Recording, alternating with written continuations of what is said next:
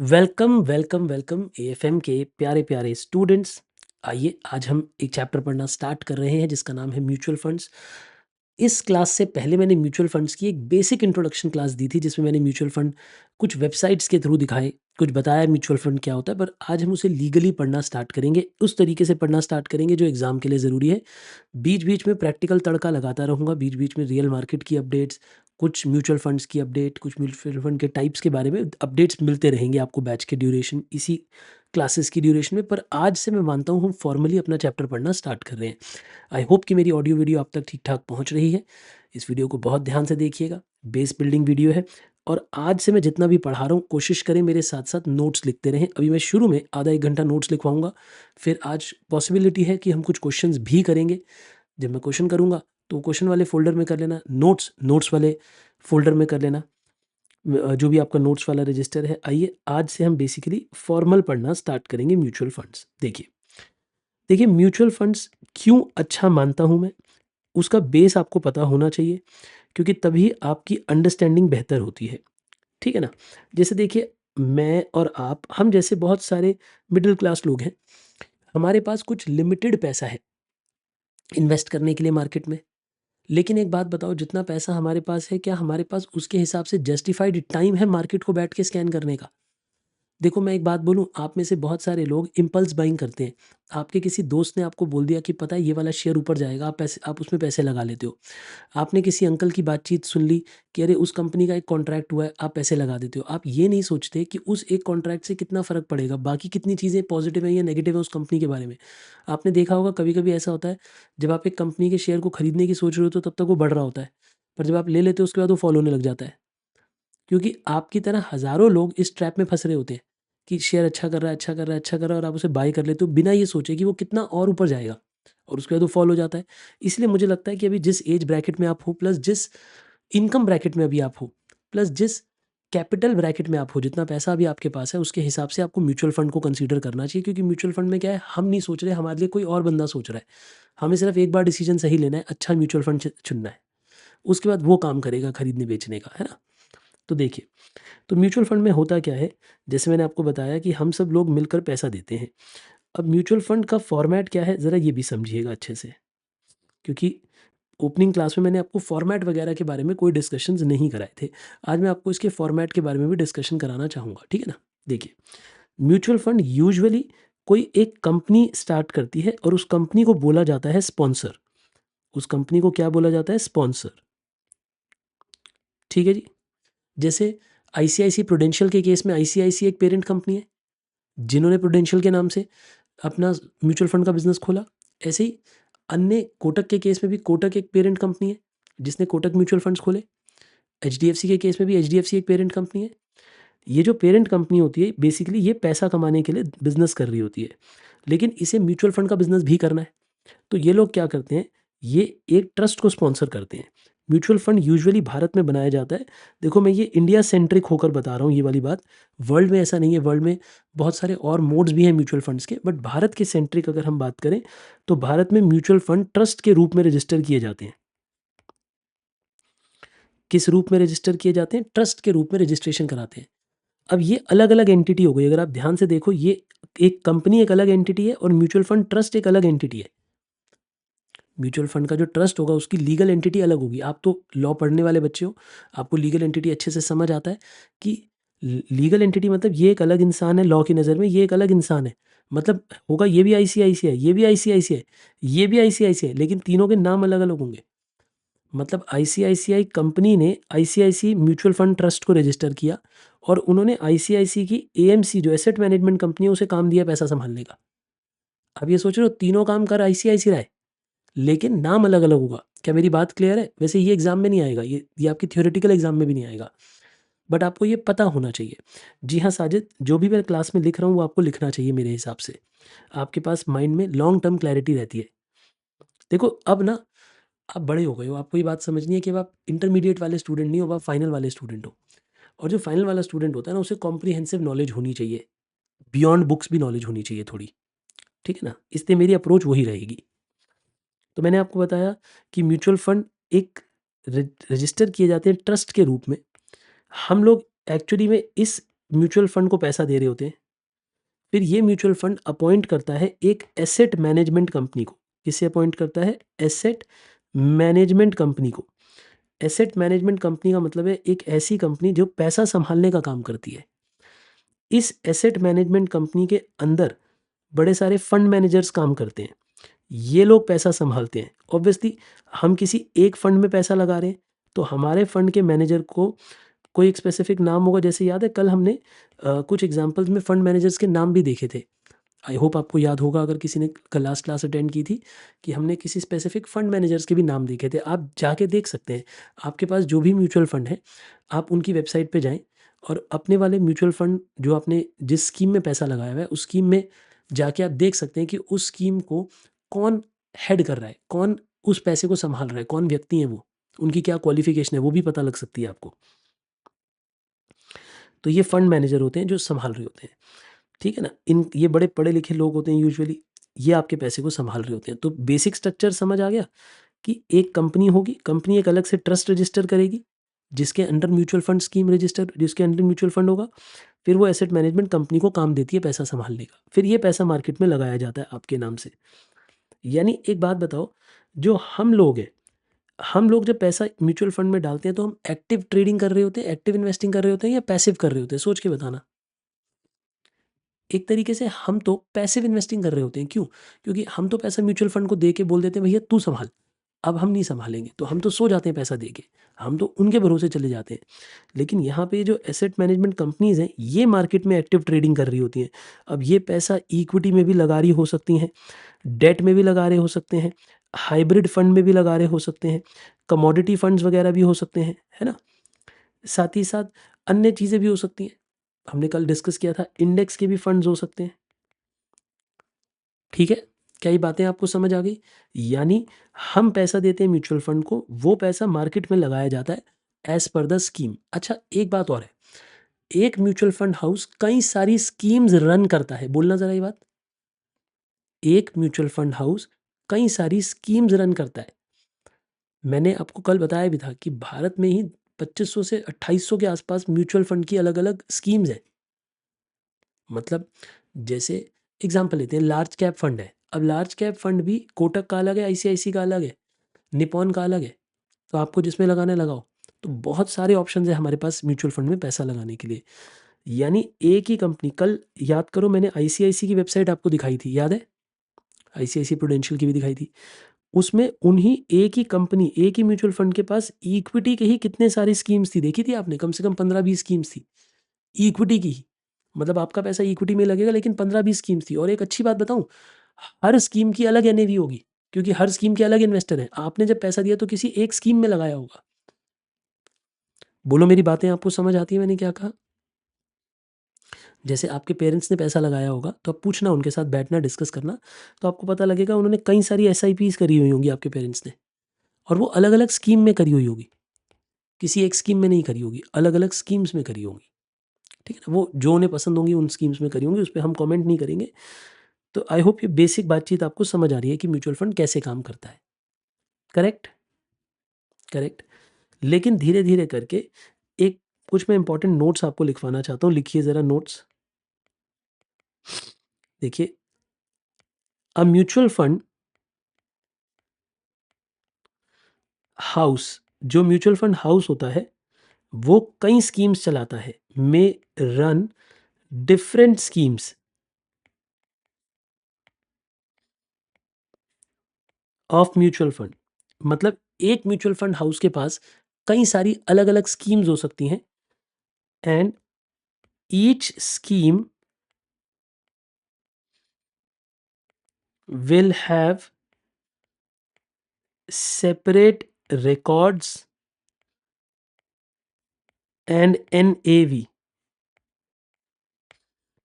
हर scheme की अपनी अलग रिकॉर्ड्स भी होंगी, अलग एनएवी भी होगी। मतलब ईच स्कीम की, मेरी बात को ध्यान से समझिए, ईच स्कीम की अलग एनएवी होगी। हर एक स्कीम की अपनी अलग एनएवी होगी।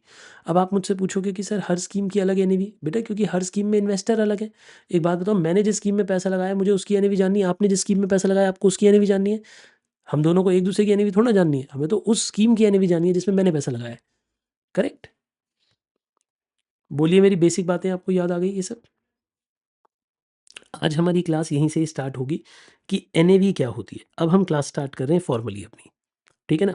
लिखना स्टार्ट करिए नए पेज पे। Concept number 1, calculation of NAV.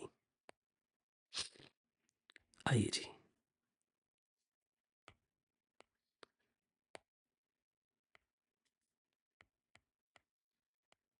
Concept 1, calculation of NAV. NAV का मतलब होता है नेट एसेट वैल्यू। देखो पहले ना इसे समझने की कोशिश करिएगा कि ये एनएवी होता क्या है। ठीक है, सुनो एक बात बताइए, हम हजारों लोगों ने पैसा दिया म्यूचुअल फंड हाउस को। जरा मेरी बातों को ध्यान से सुनो, हम हजारों लोगों ने म्यूचुअल फंड हाउस को पैसा दिया। सही बात है, हाँ या ना? एकदम सही बात है सर, पैसा तो हजारों लाखों लोगों ने दिया है। लेकिन एक बात बताइए, जो हमने पैसा दिया म्यूचुअल फंड हाउस को, ये पैसा अब कहीं ना कहीं तो आप ये कह सकते हो कि भाई इस पैसे के अंदर हमें ये भी तो जानना चाहिए कि ये पैसा कमा क्या रहा है, इस पैसे की अब वैल्यू क्या है। एक बात बताओ, मैंने आपको एग्जांपल भी दिया था कल कि मैंने कुछ फंड में पैसा हम शायद कमोडिटी फंड इन और मैन्युफैक्चरिंग फंड के बारे में बात करें, तो मैंने बताया था मैन्युफैक्चरिंग फंड वगैरह में हमने 5-7 साल पहले पैसा लगाया है ना। तो जो पुराने ज़माने में पैसा लगाया तब वो 1 यूनिट 10 रुपए का था। आज वो 1 यूनिट कितने का है मैं ये जानना चाहता हूँ, उसे कहते हैं एनएवी। 1 यूनिट की आज की वैल्यू क्या है? अब मैं 2 मिनट कुछ लिखूँगा, आप मत लिखना, पहले सिर्फ सुनना, फिर मैं जब बोलूँगा तब लिखना। अभी मत लिखना कृपया करके, क्योंकि मैं ये इरेज़ कर दूँगा। जैसे एग्ज़ाम्पल लो, अब बेटा हम सब लोगों ने पैसा दिया म्यूचुअल फंड हाउस को। मानो म्यूचुअल फंड हाउस के पास आज 5,000 करोड़ रुपए इकट्ठे हो गए, ठीक है? यहाँ तक आप लिखना मत, ये सब मत लिखना, अभी सुनो। यहाँ तक क्लियर हो मेरे साथ? अब म्यूचुअल फंड हाउस ने क्या किया, इस पैसे को मार्केट में लगाया, इक्विटी खरीदी, किसी की इक्विटी खरीदी, मानो रिलायंस के शेयर्स खरीदे, मानो टाटा के शेयर्स खरीदे, मानो कि अडानी के शेयर्स खरीदे, ऐसे कुछ शेयर खरीदे, कुछ शेयर बेचे, कुछ शेयर खरीदे, कुछ शेयर बेचे, ऐसा करते गए, वो करते गए, खरीदे बेचे, खरीदे बेचे, खरीदे बेचे करते गए। ये बातें क्लियर हो गई आपको? उन लोगों ने बहुत सारी कंपनियों के शेयर खरीदे, बहुत सारी कंपनियों के शेयर बेचे और पैसा कमाते गए। इन्हें अगर मान लेते हैं, मैं आज की तारीख पे बात करता हूँ, ठीक है? मैंने इनसे पूछा आज कितने पैसे हैं आपके पास? तो देखो आज ये बताएँगे मुझे, ध्यान से सुनना एक-एक बात। ये बोलेंगे कि जी हमारे पास रिलायंस के 10,000 शेयर्स पड़े हैं। मान लो वो इस प्राइस के हैं। मान लो हमारे पास टाटा के 50,000 शेयर्स पड़े हैं, वो इस प्राइस के हैं। ऐसी अलग-अलग कंपनियों के शेयर बताते रहेंगे। मैंने पूछा इनके पास डेट कितनी है? तो उन्होंने बोला हमारे पास डिबेंचर्स भी पड़े हैं। मान लो डिबेंचर्स भी पड़े हैं। हमें डिबेंचर्स पे ब्याज मिलना बाकी भी है। देखो जो ब्याज मिलना है, जो अक्रू हो गया, वो भी तो इनकम है। चाहे वो आज नहीं मिला, फ्यूचर में मिलेगा तो सही, लेकिन इनकम तो आज की है वो। भाई आपको ही पता है ना, अक्रू और ड्यू में अंतर होता है। भैया बड़े हो गए, अब आपको अक्रू और ड्यू का अंतर तो पता है कि जो इंटरेस्ट अक्रू होता जा रहा है वो भी तो इनकम है। चाहे वो ड्यू ना हुआ हो, चाहे वो मिलेगा 6 महीने बाद, लेकिन अक्रू तो आज हो गया, इनकम तो आज की है वो। एग्जाम्पल लो, ध्यान से सुनना, कहानी को दोबारा सुनो। मैंने पैसा दिया म्यूचुअल फंड हाउस को। म्यूचुअल फंड हाउस ने वो पैसा लगाया डेट में, डिबेंचर्स में, और डिबेंचर में लगे हुए 6 महीने हो चुके हैं, लेकिन इंटरेस्ट मिलेगा 1 साल बाद। लेकिन उस 6 महीने का इंटरेस्ट तो अक्रू हो चुका है, हम अर्न तो कर चुके हैं, तो वो भी ऐड होगा। तो वो जो इंटरेस्ट अक्रू हो चुका है डे टू डे बेसिस पे, वो भी ऐड होगा। कोई और इनकम मिलनी बाकी है, कोई डिविडेंड डिक्लेयर हो चुका है, मिला नहीं है, तो वो भी ऐड होगा। कोई एक्सपेंसेस पेएबल हैं, वो माइनस होंगे। कोई खर्चे हैं, वो माइनस होंगे। तो इन सबको माइनस करने के बाद आपको पता लगेगा कि एक्चुअल में हमारे फंड के पास टोटल स्कीम की वैल्यू क्या है। मतलब एनएवी ऑफ स्कीम पता लगेगी, स्कीम। देखो मैं एनएवी ऑफ म्यूचुअल फंड क्यों नहीं कह रहा, मैं एनएवी ऑफ स्कीम क्यों कह रहा हूँ? क्योंकि एक म्यूचुअल फंड में कई सारी स्कीम्स हो सकती हैं। अनिल ये बात समझ आई आपको, इन्हें क्या कहा? मैं एनएवी ऑफ स्कीम क्यों कह रहा हूँ Anil? NAV of mutual fund क्यों नहीं कह रहा? क्योंकि एक म्यूचुअल फंड हाउस के पास तो कई सारी स्कीम्स हो सकती हैं। तो हम उनमें से सिर्फ एक स्कीम की बात कर रहे हैं, क्योंकि ये सारी कैलकुलेशन किसी एक स्कीम की हो रही है जिसमें हमने पैसा लगाया हुआ है। अब इसको डिवाइड बाय कर देंगे नंबर ऑफ यूनिट से। किससे डिवाइड कर देंगे? नंबर ऑफ यूनिट जितने हैं क्लोजिंग डेट पे, उससे पता लगेगी एनएवी एक यूनिट की कितनी है। क्या थोड़ी थोड़ी अंदाजा लग रहा है कि हम एनएवी में, रेशमा ये समझ आ रहा है बेटा एनएवी में हम क्या कैलकुलेट करने की कोशिश कर रहे हैं? हम एनएवी में नेट एसेट वैल्यू का मतलब क्या है? नेट एसेट वैल्यू का सर मतलब शॉर्ट में ये है कि जो हमें म्यूचुअल फंड ने यूनिट दिया उस एक यूनिट की क्या कीमत है आज। रिपीट करो, हमें म्यूचुअल फंड हाउस ने जो यूनिट इशू किया है उस 1 यूनिट की आज क्या कीमत है? क्या ये बातें आपको समझ आ गई मैंने क्या कहा? उस 1 यूनिट की आज क्या कीमत है? ये हमें जानना होगा। क्या मेरी बातें आपको क्लियर है मैंने क्या कहा? बोलिए ये बातें क्लियर है?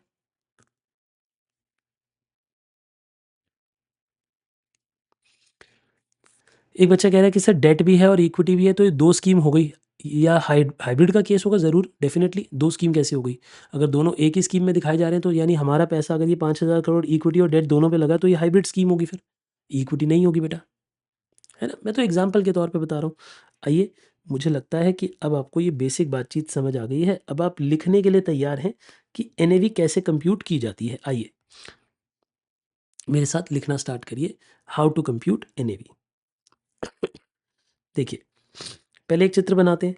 भई ये हम सब लोग हैं। हम सब लोगों ने म्यूचुअल फंड हाउस को पैसा दिया। ये हम सब लोगों ने इकट्ठा करके म्यूचुअल फंड हाउस को पैसा दे दिया। मान लो हमने 100 करोड़ रुपीज़ दे दिए, ये म्यूचुअल फंड को। अब म्यूचुअल फंड ने ये पैसा इन्वेस्ट कर दिया, सिक्योरिटीज़ में पैसा लगा दिया होगा। वो सिक्योरिटी, इक्विटी, डेट कुछ भी हो सकती हैं, है ना? हमने पैसा दिया, वो पैसा रिसीवेबल्स में पड़ा हुआ है, मतलब अभी मिलना बाकी है, या फिर कोई अदर अक्रूड इनकम्स है। अक्रूड इनकम्स मतलब समझते हो आप क्या होता है? कि ये पैसे अभी हमें मिलने बाकी हैं, अभी मिले नहीं हैं, हमारे पास इनकम्स आनी है।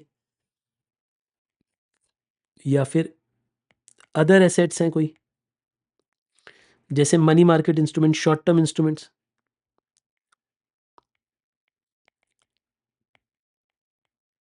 अच्छा एक बात बताना, अगर एक म्यूचुअल फंड हाउस है, हम सब ने उसे 100 करोड़ दिए हैं, तो क्या वो पूरे 100 करोड़ इन्वेस्ट कर देता होगा या कैश भी रखता होगा थोड़ा?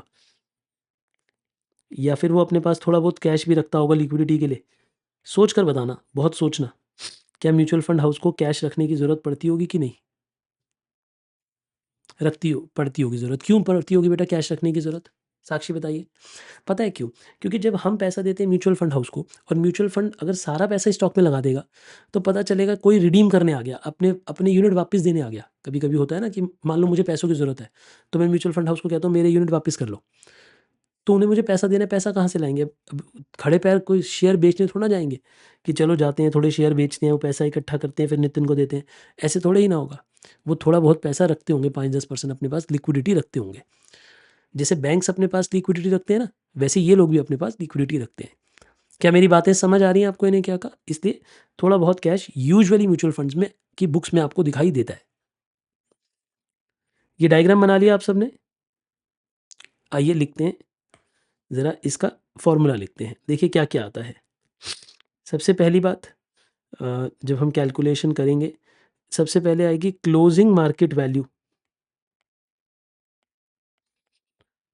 Of investments. Closing market value of investments, वो हम आउटर कॉलम में दिखाते हैं। देखिए इसमें 2 चीज़ें हो सकती हैं, समझना मेरी बातों को अच्छे से।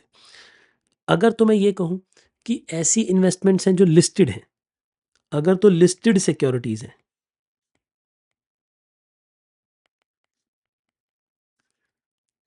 तो आप उन्हें दिखाओगे एट क्लोजिंग मार्केट प्राइस पे। किस पे दिखाओगे? क्लोजिंग मार्केट प्राइस पे। लेकिन अगर अनलिस्टेड सिक्योरिटीज़ हैं, अब आप मुझसे पहले ये पूछोगे, क्या म्यूचुअल फंड्स अनलिस्टेड सिक्योरिटी में पैसा लगाते हैं? क्या पूछोगे बताओ? क्या म्यूचुअल फंड अनलिस्टेड सिक्योरिटीज़ में पैसा लगाते हैं? देखो, भारत में रेगुलेशन थोड़ी हाई है, लेकिन ग्लोबली कुछ म्यूचुअल फंड ऐसे भी होते हैं जो अनलिस्टेड सिक्योरिटी में भी पैसा लगाते हैं। तो हम तो जो फाइनेंस पढ़ रहे हैं, वो पूरी दुनिया के लिए पढ़ते हैं, तो इसलिए हम वाइडर पर्सपेक्टिव के साथ पढ़ रहे हैं, ठीक है ना? भारत में भी कुछ स्पेसिफिक डेट म्यूचुअल फंड्स हो सकते हैं, जो कि अनलिस्टेड डेट में भी इन्वेस्टेड रखते हो अपना पैसा, ठीक है ना? भई हमें तो क्वेश्चन करना है, हमें यहाँ पे म्यूचुअल फंड की लीगेसी मतलब जो लीगल स्टेटस है उसको चेक नहीं करना। हमें अगर क्वेश्चन में दिया है अनलिस्टेड तो मान लो कि हाँ, म्यूचुअल फंड ने अनलिस्टेड में पैसा लगाया हुआ है।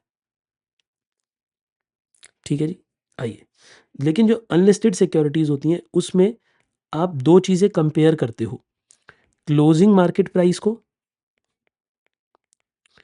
या फिर जो फिर उनकी बुक वैल्यू होगी, विच एवर इज लोअर, इन दोनों में से लोअर इज सिलेक्टेड, यानी इन दोनों में से जो लोअर होगा उसे सिलेक्ट करना है।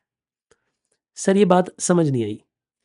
आपने कहा कि हमें वैल्यू दिखानी है अपनी इन्वेस्टमेंट्स की, यानी हमने पैसा दिया म्यूचुअल फंड को, म्यूचुअल फंड ने वो पैसा लगा दिया मार्केट में इन्वेस्टमेंट खरीद ली, तो उस इन्वेस्टमेंट की वैल्यू दिखानी है, क्योंकि ये जो पैसा है ये एक्चुअली में बिलोंग यूनिट होल्डर को करता है, यूनिट होल्डर का है ये पैसा, हाँ या ना, इसका एक हिस्सा यूनिट होल्डर का है।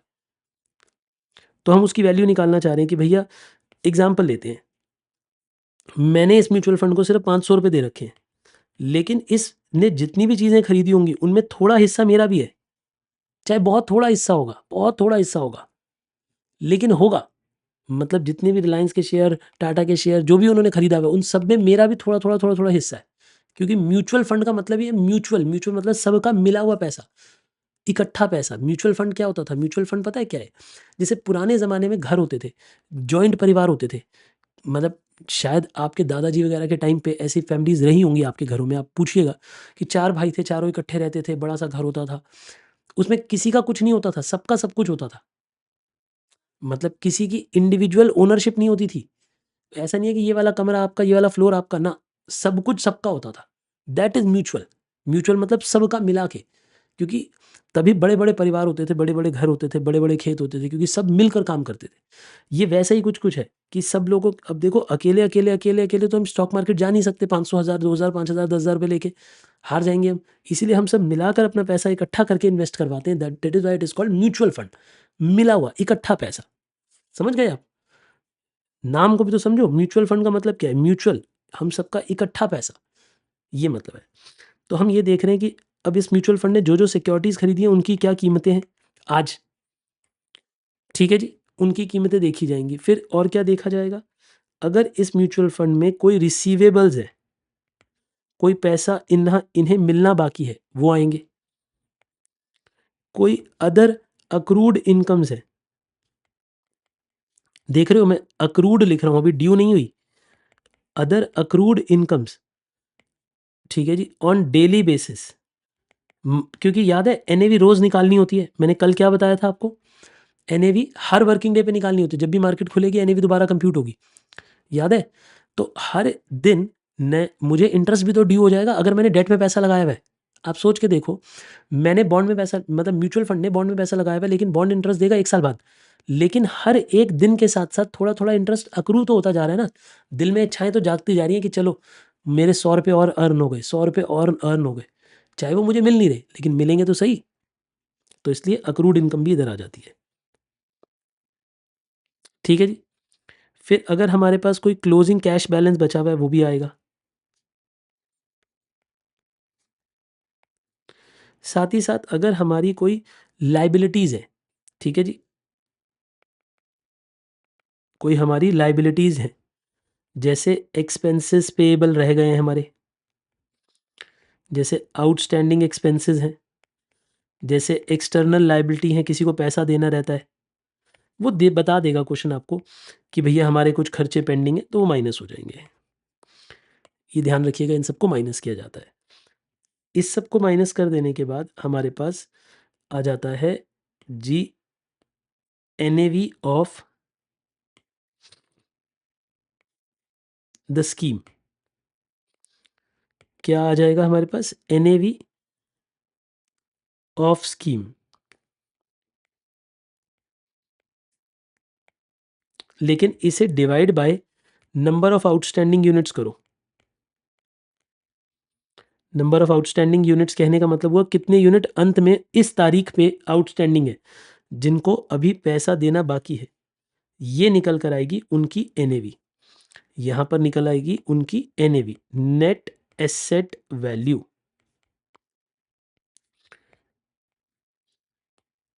क्या मेरी बातें आपको समझ आई बेटा मैंने क्या कहा? तो अगर आप किसी भी म्यूचुअल फंड की वेबसाइट पे जाओ और आप एनएवी निकालो, अगर वहाँ पे एनएवी निकल कर आ रही है मान लो 36 रुपीज़, तो वो आपको समझ आ जाएगा कि वहाँ हर एक यूनिट की कीमत आज की डेट पे 36 रुपीज़ है। हर एक यूनिट की कीमत आज की डेट पे 36 रुपीज़ है उस म्यूचुअल फंड में, यानी जो 10 रुपये आपने लगाए थे उसकी बढ़ते-बढ़ते कीमत अब 36 रुपीज़ हो चुकी है उस 10 रुपये की, क्योंकि ये इतना हो गया है। एक बच्चे ने कहा कि क्या कोई मैंडेटरी रूल है कि म्यूचुअल फंड 10 रुपये पे इश्यू होगा? नहीं, ऐसा कोई मैंडेट नहीं है, बट एक जनरल परसेप्शन के साथ 10 रुपये पे इश्यू किया जाता है अभी तक। मुझे लगता है और आने वाले 10 साल बाद ये 100 रुपये हो जाएगा, क्योंकि 10 रुपये की वैल्यू इतनी कम हो जाएगी, है ना? तो समय के साथ-साथ ही बढ़ता है। जैसे पहले 1 रुपए का नोट चलता था, फिर 10 का चलने लगा, अब 100 का चलता है, उसी हिसाब से वैल्यू खत्म होती जाती है।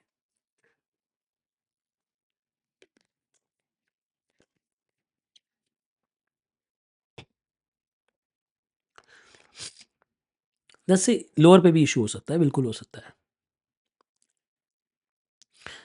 ठीक है जी। हाँ, एक बच्चे ने अच्छा सवाल पूछा कि सर 1 यूनिट का मतलब क्या होता है? 1 unit is like 1 share in the company. जैसे कंपनी के फॉर्म में आप शेयर खरीदते, पर क्योंकि ये एक ट्रस्ट है, ये एक स्कीम है, इसमें इसलिए आप 1 यूनिट खरीदते हो। इसमें आप उस ट्रस्ट को देखो, मेरी बात को समझो।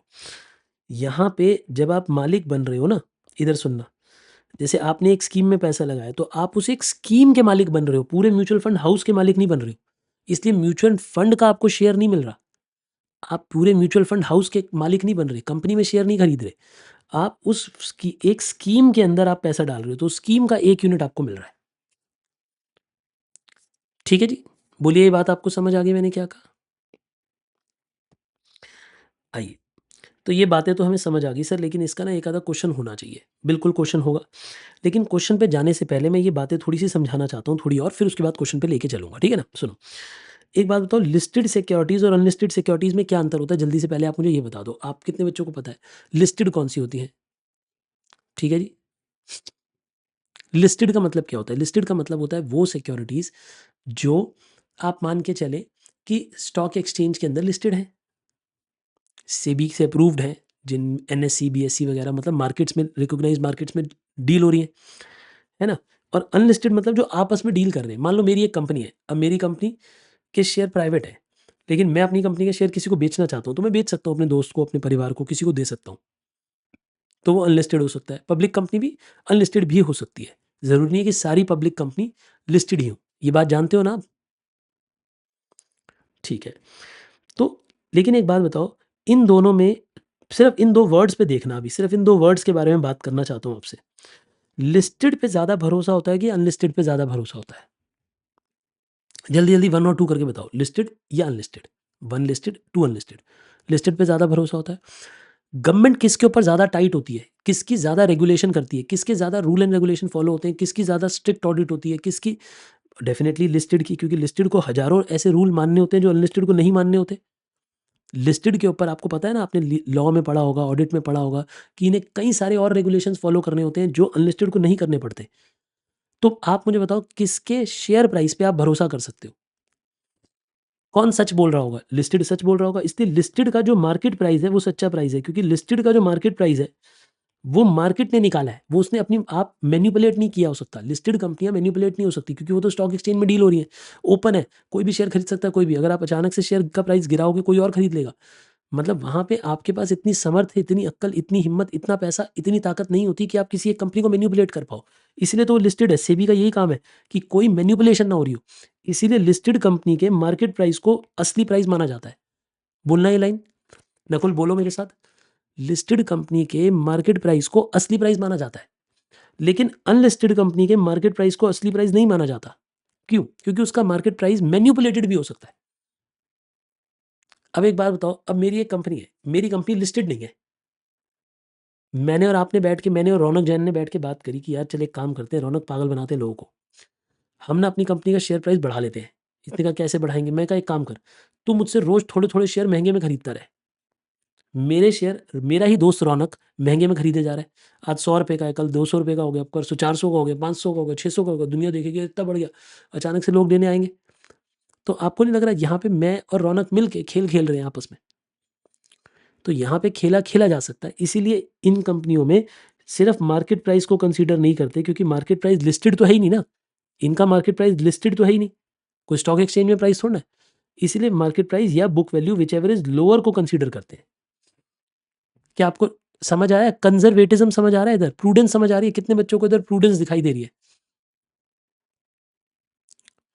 देखो मेरी बात को समझो, जड़ तक चलते हैं, इस एक्सप्लेनेशन की जड़ तक चलते हैं। सुनो, ये जो पैसा लगाया है इन मासूम लोगों ने, ये लोग कौन है? मासूम पब्लिक है। एक बात बताओ, आप म्यूचुअल फंड में जब पैसा लगाते हो तो गवर्नमेंट की ऐड देख के ही तो पैसा लगाते हो, म्यूचुअल फंड सही है, म्यूचुअल फंड सही है देख के। बेटा एक बात बताऊँ, आप और हम तो बहुत पढ़े लिखे हैं। अगर मैं ईमानदारी की बात बताऊँ, आप भारत की 1% हाईएस्ट फाइनेंशियल लिटरेट लोगों में आते हैं। ज़्यादा बोल दिया मैंने आपके लिए? एकदम मन में ऐसे इज्जत का भाव उत्पन्न हुआ अपने लिए कि नहीं? दोबारा बोलता हूँ, थोड़ा धीमी भाषा में बोलता हूँ, ध्यान से सुनना। पूरे भारत की पॉपुलेशन में जो टॉप 1% लोग हैं ना, टॉप 1% लोग जिन्हें फाइनेंशियल अवेयरनेस है, उनमें आप आज भी आते हैं। सही बात है सर। हाँ बेटे, आप ये सोचो भारत में कितने गँवार लोग हैं। मतलब मेरी बातों को गलत मत समझ, फाइनेंशियली गँवार कह रहा हूँ, वैसे गँवार नहीं कह रहा कि फाइनेंस समझ नहीं आता भारतीयों को। कि आप जिन्हें खुद फाइनेंस नहीं समझ आ रहा, जिन्हें म्यूचुअल फंड के छोटे-छोटे बातें अभी नहीं पता बच्चों को, क्योंकि आप भी तो मासूम बच्चे ही हो ना, अभी उम्र तो आपकी छोटी है। अगर आपको मैं कह रहा हूँ कि आप टॉप 1% में हो, आप सोच रहे हो कि बाकी भारत का कितना बुरा हाल है? यानी तो ये जो मासूम लोग हैं जो स्टॉक मार्केट में पैसा लगाने की सोच रहे हैं, म्यूचुअल फंड में पैसा लगाने की सोच रहे हैं, किसके भरोसे पे लगा रहे हैं? बेटा ये सेबी के भरोसे पे लगा रहे हैं कि सेबी बैठा है, कोई रेगुलेटर बैठा है, कोई माई-बाप बैठा है, कोई भारत में लीगल प्रोसीजर रहते हैं, कोई चोरी नहीं होगी, कोई धक्का नहीं होगा हमारे साथ। अच्छा एक बात बताओ, आपने म्यूचुअल फंड में फ्रॉड सुना है? बहुत ही कम कभी सुना होगा, ना के बराबर सुना होगा। क्यों? क्योंकि म्यूचुअल फंड रेगुलेशन भारत में एक बात तो तय है, भारत की जो रेगुलेटरी बॉडी है सेबी, बहुत अच्छा काम करती है, बहुत अच्छा। मतलब मैं personally I have seen the global world markets, मतलब मैंने दुनिया की डेवलप्ड, अंडर डेवलप्ड हर तरीके की मार्केट में काम करके देखा है। उनके बारे में पढ़कर देखा है, उनमें ट्रेड करके देखा है, बहुत सारे लोगों को कंसल्ट करके देखा है, बहुत सारे लोगों को कंसल्टिंग दे के देखा है। बट मैं ये बात बोलना चाहता हूँ कि भारत की जो सेबी है, वो one of the highest well regulated industry चला रही है भारत जैसे देश में, जहाँ लोगों के पास अवेयरनेस नहीं है, उसके बाद भी उन्होंने इतना टाइट रखा हुआ है। I am very proud of SEBI, I am very proud of SEBI. मतलब एंड आप जैसे-जैसे पढ़ोगे आपको भी समझ, देखो मैं ये नहीं कह रहा कि सेबी में कभी फ्रॉड नहीं हुए, सेबी में इंटरनल मैटर्स नहीं हुए, सेबी की वजह से मैटर नहीं हुए, पर वो जिस साइज़ पे हम काम कर रहे हैं उसके हिसाब से नेग्लिजिबल है। दुनिया में बहुत तगड़े-तगड़े फ्रॉड हैं। उसके हिसाब से हमारी म्यूचुअल फंड इंडस्ट्री आज भी बचाव के साथ है, मैं ये मानता हूँ। ठीक है ना? देखो, अब मैंने जैसे बोला कि म्यूचुअल फंड को पैसा दिया। अब एक बात बताओ, म्यूचुअल फंड मैनेजर जो है, वो धोखेबाज निकल जाए, सोच के देखना, जय, मानो कि म्यूचुअल फंड मैनेजर धोखेबाज निकल जाए। वो ऐसी सिक्योरिटीज़ में पैसा लगा रहा है जो उसके भाई की कंपनी है, और अपने भाई की कंपनियों के शेयर ज़बरदस्ती हाई वैल्यू पे दिखा दे, ज़बरदस्ती हाई वैल्यू पे दिखा दे, तो एनएवी नहीं बढ़ जाएगी? तो आपको नहीं लगता कि धोखा होगा पूरी म्यूचुअल फंड इंडस्ट्री के साथ? इसीलिए रूल ऐसे बनाए गए हैं कि आप अपने हिसाब से कर ही नहीं सकते। देखो अगर तो वो लिस्टेड कंपनी है, तो आप उसका मार्केट प्राइस खुद से चेंज ही नहीं कर सकते। उसका मार्केट प्राइस तो मार्केट डिसाइड करेगी। पर अगर अनलिस्टेड है, तो मार्केट प्राइस या book value whichever is lower को लिया जाएगा। अगर आपने प्राइस बढ़ा भी दिया, तो भी बढ़ा हुआ प्राइस नहीं लिया जाएगा। क्या ये बात आपको समझ आ गई बेटे मैंने क्या कहा? कूल। रिसीवेबल देखे जाते हैं, अदर अक्रूड इनकम देखी जाती है, क्लोजिंग कैश ये सब देखा जाता है, ठीक है। ये सारी बातें सर हमें समझ आ गई। एक आधा क्वेश्चन कराता हूँ फिर वापस आता हूँ, क्योंकि ना क्वेश्चन से इन सब बातों में वैल्यू ऐड हो जाएगी आपके लिए। तैयार हो आप क्वेश्चन पढ़ने के लिए मेरे साथ एक? परफेक्ट। देखिए, हम आते हैं पहले क्वेश्चन नंबर 3 पे आते हैं, चलो। आइए मेरे साथ-साथ पढ़िए क्वेश्चन नंबर 3। देखिए क्या कहता है। अगर आपके पास बुक नहीं है, प्रिंट आउट नहीं है, पीडीएफ नहीं है, चिंता बिल्कुल ना करो। स्क्रीन पे मैं क्वेश्चन दिखा रहा हूँ, अभी आप खाली स्क्रीन पे क्वेश्चन देखो, ठीक है ना? सिर्फ़ और सिर्फ़ अभी आप स्क्रीन पे क्वेश्चन देखिए और कुछ भी मत करिए। देखिए मैं क्या बोल रहा हूँ। वो ये कहता है, on 1 April 2009 fair return mutual fund had the following asset and prices. वो कहता है जी देखो हमारे ये एसेट और प्राइसेस थे। कब की बात कर रहा है? 1 अप्रैल 2009 की बात कर रहा है, 4 बजे की बात कर रहा है। ठीक है ना? हमें बहुत ज़्यादा ना सेंटी नहीं होना कि सर हमारी मार्केट तो 3:30 बजे बंद होती है, ये होता है, वो होता है। भाई ज़्यादा ना मतलब ऐसे नस मत काटने बैठ जाओ। जो वो कह रहा है मानो। वो 4 बजे कह रहा है, 4 बजे मानो। ठीक है ना? आइए, अब वो ये कहता है कि देखो ऐसा है भैया कि हमारी कंपनी, हमारे पास क्या-क्या शेयर्स हैं आप ये बताओ। हमने आपसे पूछा आपके पास क्या-क्या शेयर्स हैं आप ये बता दो मुझे। वो कहता है देखो आपके पास ए लिमिटेड के शेयर है 10,000 इतने रुपए के रेट पे। बेसिकली कहानी को समझो, यानी हम सब लोगों ने पैसा लगाया होगा म्यूचुअल फंड में, म्यूचुअल फंड ने इन कंपनियों में पैसा लगाया हुआ है, A B C D E में पैसा लगाया हुआ है। तो जो इन सब की वैल्यू होगी मिलकर, जो इन सब के शेयर्स की वैल्यू होगी, उसे डिवाइड बाय यूनिट्स करके हमारे एक एक यूनिट की वैल्यू आ जाएगी। कहानी समझ आ रही है पलक? जो हमने पैसा दिया हमारे हर एक यूनिट की वैल्यू ऐसी तो निकलेगी। ये वो एसेट्स है जो म्यूचुअल फंड हाउस ने खरीद रखे हैं, उनके पास इतने शेयर्स इस दाम के पड़े हुए हैं। वो कहता है एनएवी निकालो 1 अप्रैल को, 1 अप्रैल यानी आज की बात हो रही है। तो वो कह रहा है आज की एनएवी निकालो। चलो भैया पहले आज की एनएवी निकाल देते हैं।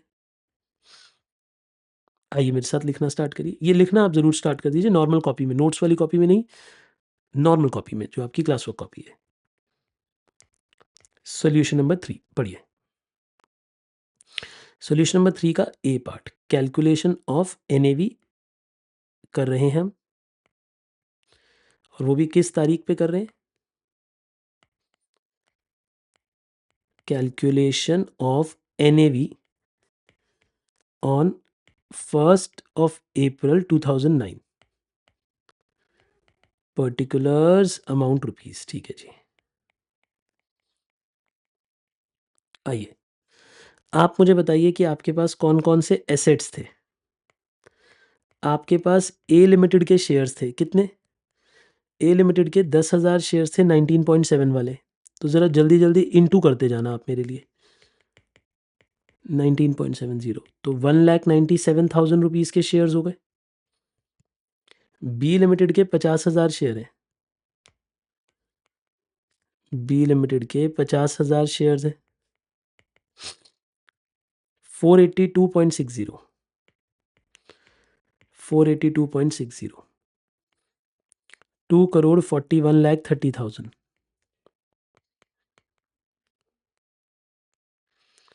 10,000 इंटू 264, 264.40। तो ये कितना बन गया जी? 26,44,000। डी लिमिटेड के 1 लाख शेयर्स थे, डी लिमिटेड के 1 लाख शेयर्स हैं बेटा हमारे पास 674.90 के। तो 6,74,90,000 के ये शेयर्स भी थे हमारे पास। ई लिमिटेड के कितने शेयर्स थे? 30,000 शेयर 25.9 के।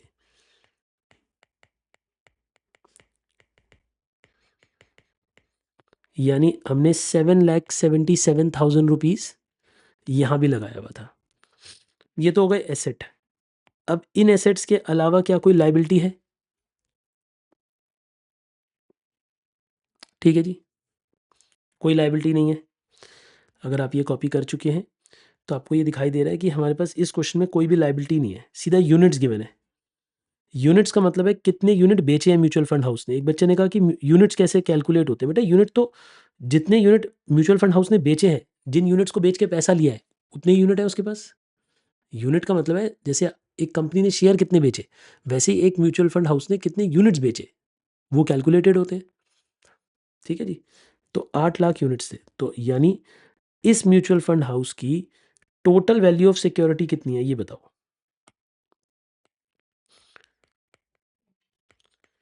टोटल वैल्यू ऑफ सिक्योरिटीज कितनी है? यानी आपने जिन सिक्योरिटीज में पैसा लगाया है उनकी टोटल वैल्यू है 9,52,38,000 रुपीज़। और आपके पास यूनिट्स कितने हैं? आपके पास यूनिट्स हैं बेटा जी 8 lakhs। तो एक यूनिट की कितनी वैल्यू है? आप मुझे ये बताएं कि एक यूनिट की एनएवी कितनी है, मतलब नेट एसेट वैल्यू कितनी है, एक यूनिट की क्या वैल्यू है आपकी नज़र में? तो आप ये कहेंगे 119.0475। ये हमारे हर एक यूनिट की वैल्यू है। क्या मेरी बातें आपको क्लियर है?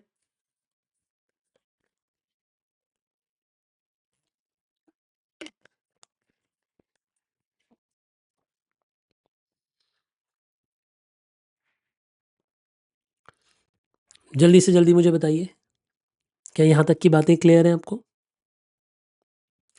एनएवी वैल्यूज यूजुअली डेसिमल के बाद 2 प्लेस तक राउंड ऑफ कर दी जाती हैं। ठीक है ना? तो अगर हम इसे राउंडेड ऑफ करके देखना चाहें तो ये वैल्यू कितनी हो जाएगी?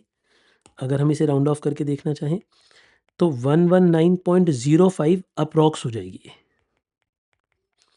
पर ये अप्रॉक्सीमेट वैल्यू होगी,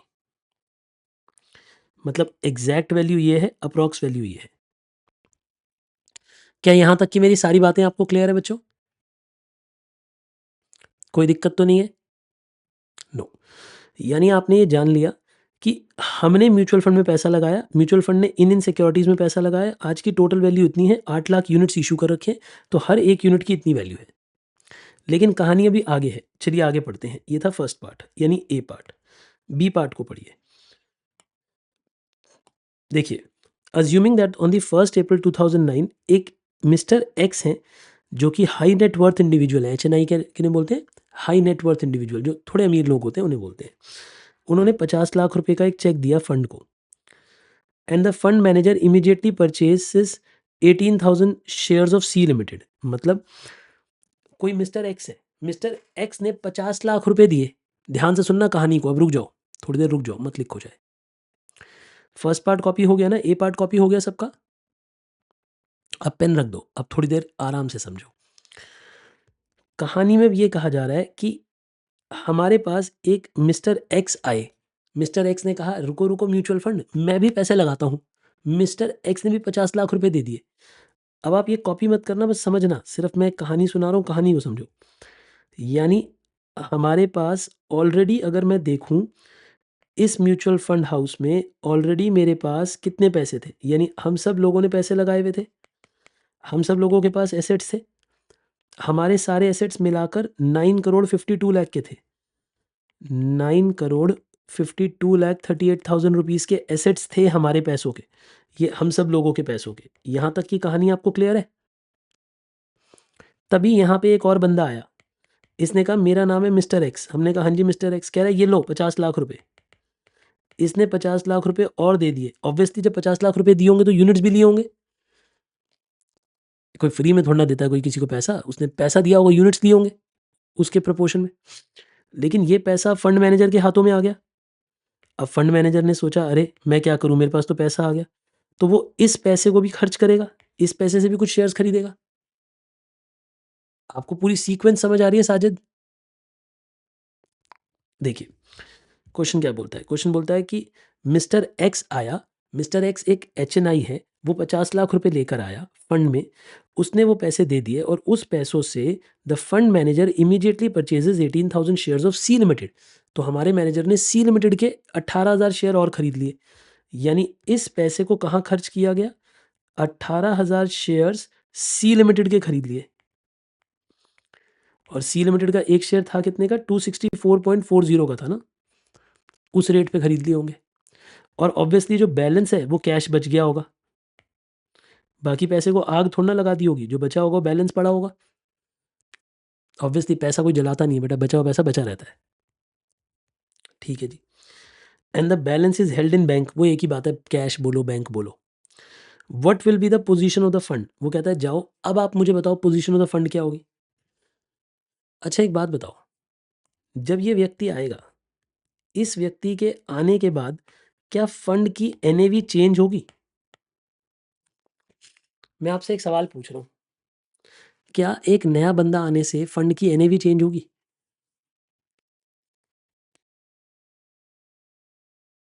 मैं दोबारा पूछता हूं, एक नए व्यक्ति के आने से, 50 लाख रुपए आने से क्या फंड की NAV चेंज होगी?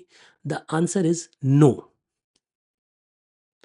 क्यों नहीं होगी? समझो, क्योंकि जब ये 50 लाख रुपए लाएगा तो ये उसी पुरानी वाली NAV के हिसाब से यूनिट भी तो लेकर जाएगा उतने। तो इसने कोई दान थोड़ा ना दिया कम म्यूचुअल फंड को, इसने पैसे दिए उतने यूनिट ले लिए। तो अब जब दोबारा NAV कैलकुलेट होगी, उस NAV में 50 लाख रुपए बढ़ जाएंगे, लेकिन उतने प्रपोर्शन में यूनिट्स भी तो बढ़ गए होंगे डिनोमिनेटर में। अब थोड़ी देर मैं कुछ कैलकुलेशन कर रहा हूँ, आप मत करना, मैं सिर्फ कैलकुलेशन करके दिखा रहा हूँ, अभी सिर्फ समझना, कॉपी मत करना अभी, ठीक है ना? जब मैं बोलूँ फिर कॉपी करना, पहले समझना, क्योंकि ये कैलकुलेशन समझ नहीं आएगी वरना जल्दबाजी करने में। देखिए बिल्कुल आराम से बैठ के समझिए। Position of fund after receiving money from investor, यानी जब हम इन्वेस्टर से पैसा रिसीव कर लेंगे तब हमारे फंड की क्या वैल्यू होगी। समझो, हमारे पास पहले टोटल सिक्योरिटीज कितनी थी बिफोर न्यू इन्वेस्टमेंट। भाई बिफोर न्यू इन्वेस्टमेंट की अगर हम बात करें तो हमारे पास ये थी वैल्यू 9,52,38,000 रुपीज। ठीक है, प्लस हमने नई सिक्योरिटीज परचेज कौन सी करी है, हमने नई सिक्योरिटी परचेज कौन सी करी है, हमने सी लिमिटेड के 18,000 शेयर्स परचेज करे हैं, वो भी 264.4 के रेट पे, यानी कि हमने 47,59,200 रुपीज़ के शेयर्स खरीदे। और उसने बोला है कि जो बाकी बैलेंस है वो कैश बैलेंस है, ये बैंक बैलेंस है।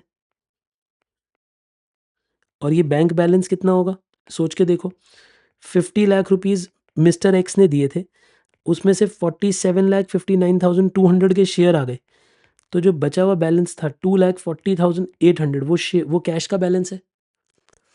आप अपने दिमाग में ये सोचो, हमारे पास उस दिन इतने पैसे पड़े थे, इतने शेयर पड़े थे, 50 लाख रुपए और आए, उस 50 लाख में से हमने 18,000 शेयर खरीद लिए, तो ये पैसे खर्च हो गए लेकिन इतनी शेयर्स आ गए। अब जो बैलेंस कैश बचा है वो बचा हुआ है, तो अब हमारे पास टोटल एसेट बैलेंस कितना हो गया, मतलब मिस्टर एक्स के आने के बाद हमारे पास टोटल बैलेंस कितना हो गया, टोटल सिक्योरिटी वैल्यू कितनी हो गई, आप मुझे ये बताओ। Total value of security and assets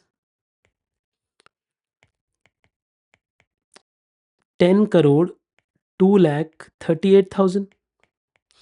लेकिन अब जब ये यूनिट से डिवाइड होंगे ना बेटे, तो वो यूनिट्स बढ़ गए होंगे। ये है मेन समझने वाली बात। बच्चे पता है गलती कहाँ करोगे आप जब खुद ये क्वेश्चन करोगे, लिखना मत, आप जब खुद ये क्वेश्चन करोगे तो आप ये गलती से इसे सिर्फ 8 लाख से डिवाइड कर दोगे और आपकी एनएवी चेंज हो जाएगी, पर ये गलत हो। बताओ क्यों गलत है। अगर आपके पास 50 लाख रुपया आया तो जिसने आपको 50 लाख रुपए दिया उसने क्या आपसे यूनिट्स नहीं लिए होंगे। सोच कर देखो, जो बंदा पैसा लेकर आया वो अपने लिए यूनिट्स भी तो लेगा आपसे। जब मिस्टर एक्स आएंगे तो यूनिट भी तो लेंगे। तो ये यूनिट जो 8 लाख लिखे हैं ये गलत है। यूनिट्स ऐसे शो होने चाहिए कि पुराने यूनिट्स थे 8 लाख, प्लस आपने 50 लाख रुपीज वाले बंदे को 119.0475 एग्जैक्ट वैल्यू के हिसाब से आपने उसे यूनिट्स इशू करे होंगे, इसीलिए एग्जैक्ट वैल्यू हमने शो करी थी इस क्वेश्चन में। तो अब हमारे पास जो यूनिट्स इशू होने के बाद टोटल यूनिट बन गए होंगे वो 8,42,000 यूनिट्स बन गए होंगे। और इन यूनिट्स के इशू हो जाने के बाद आपके पास जो न्यू एनएवी आएगी वो फिर से वही आएगी जो पहले थी, क्योंकि कोई शेयर प्राइस थोड़ी ना चेंज हुए हैं, कोई दिन थोड़ी ना चेंज हुआ है। अगर दिन चेंज हो गया होता, मान लो अगला दिन आ गया, अगले दिन शेयर प्राइस चेंज हो गए, फिर बात बदल सकती थी। पर अभी तो ये सेम दिन की बात हो रही है, उसी दिन की बात हो रही है जिस दिन हमने पहली कैलकुलेशन करी है, यानी ए पार्ट और बी पार्ट सेम डेट पे कैलकुलेट हो रहे हैं। ये बात आपको समझ आई सौरभ? ए पार्ट और बी पार्ट दोनों सेम डे पे कैलकुलेट हुए हैं। अच्छा, एक बच्चे ने बहुत बढ़िया बात करी, जरा इनका नाम है सुमित। पता है क्या कह रहा है, सर मिस्टर एक्स ने तो सिर्फ सी लिमिटेड खरीदा है। वाह, एक बार ताली बजाओ। बेटे मैं पिछले 1.5 घंटे से यही बात समझा रहा हूँ, पिछली क्लास को और आज को क्लास को मिला के, कि म्यूचुअल फंड है, यहाँ किसी कोई आप अपने पैसे से शेयर नहीं खरीद रहे। You are not buying shares. ऐसा थोड़े, एक मिनट रुको जरा। बच्चे ने पता है क्या सोचा, इसने सोचा कि मिस्टर एक्स ने अपने पैसों से सी लिमिटेड के शेयर खरीदे। अरे नहीं नालायक, आप जब 50 लाख रुपए दे रहे हो उसके बाद आप फंड मैनेजर को बोल रहे हो तूने जो खरीदना है खरीद, तो उसके बाद आप इन सबके मालिक को प्रोपोर्शनेट। यही बात समझाई थी मैंने आपको कि आप किसके मालिक बने हो। क्या मिस्टर एक्स सिर्फ सी लिमिटेड के शेयर्स का मालिक बना है? बोलो आप मुझे। नहीं, वो प्रोपोर्शनेटली इन सबका मालिक बना है। तो जो आपका ये थॉट है कि उसके पैसों से खाली सी लिमिटेड के शेयर आए हैं इसलिए वो खाली सी लिमिटेड का ओनर हुआ, नहीं बेटे, वो इन पूरे की प्रोपोर्शनेट वैल्यू का ओनर है। ये बात समझ आई मोहम्मद? कूल। आइए, दोबारा देखते हैं, मैंने आपको ये कहा, आप पहले ये देखेंगे कि आपके पास टोटल सिक्योरिटीज़ की वैल्यू कितनी है, पुरानी, फिर नए पैसों से कितनी सिक्योरिटी खरीदी, कैश बैलेंस कितना बचा, टोटल पैसा कितना हो गया, अब टोटल यूनिट्स कितने हो गए और डिवाइड करके टोटल एनएवी आ जाएगी। जल्दी से कॉपी करो। Sir units given in the from the assumption that mutual funds spend money in some proportion as of the different investors। लक्ष्य कहते हैं कि क्या ये assumption है? ये assumption नहीं है बेटे, ये फैक्ट है कि जो पैसा है वो बराबरी से सब सब में बट रहा है। मतलब किसी का अपना पैसा नहीं है, किसी का एक फिक्स पैसा नहीं है कि ए लिमिटेड के शेयर मेरे, बी लिमिटेड के। अगर ऐसा हो तो फिर म्यूचुअल किस बात का? म्यूचुअल का मतलब क्या होता है? मिलजुल के। म्यूचुअल शब्द का मतलब क्या होता है? मिलजुल के, कि कोई हिस्सेदारी नहीं है, तभी तो म्यूचुअल है। अगर हिस्सेदारी हो कि ए लिमिटेड के शेयर राम के, बी लिमिटेड के शेयर सोहन के, फिर तो बात ही गलत हो गई ना। फिर काहे बात का म्यूचुअल? फिर तो अलग अलग ओनरशिप हुई। क्या ये बात समझ आ गई आप सबको?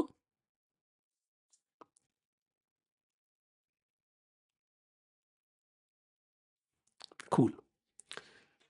जल्दी जल्दी कॉपी कर लीजिए इसे और हैंड रेस कर दीजिएगा जैसी कॉपी हो जाए, फिर मैं इससे अगला पार्ट पढ़ाने लगूंगा।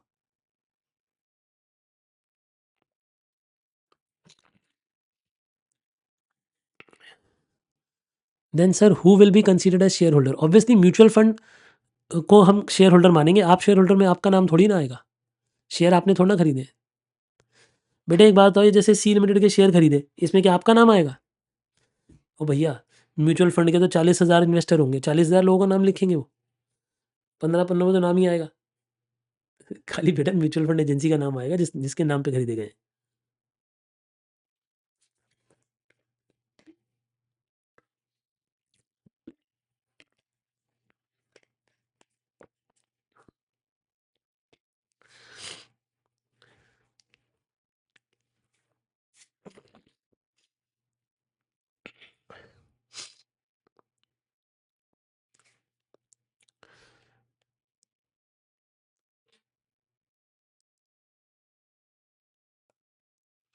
Last day closing is not opening price in the market.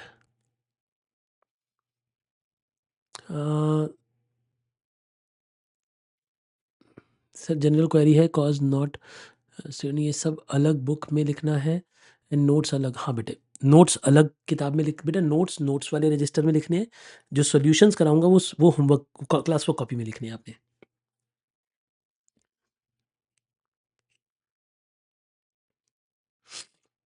ठीक है जी, आइए ज़रा हम आगे बात करते हैं।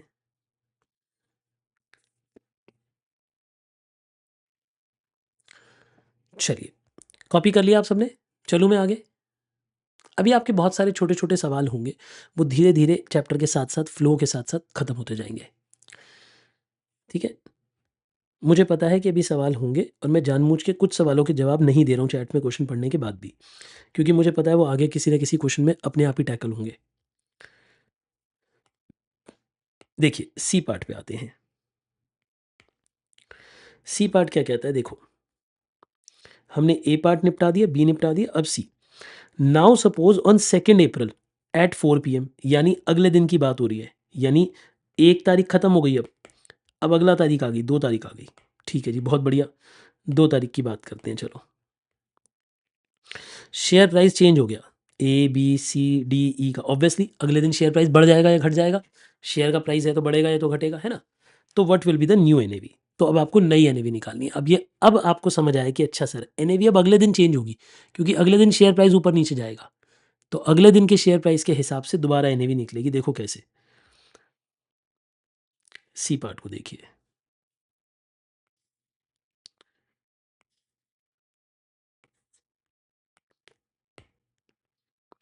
Calculation of new NAV, calculation of NAV on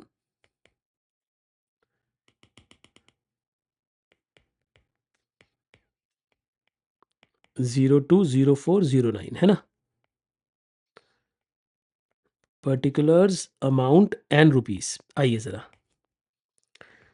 आप मुझे बताइए आपके पास क्या क्या एसेट्स हैं?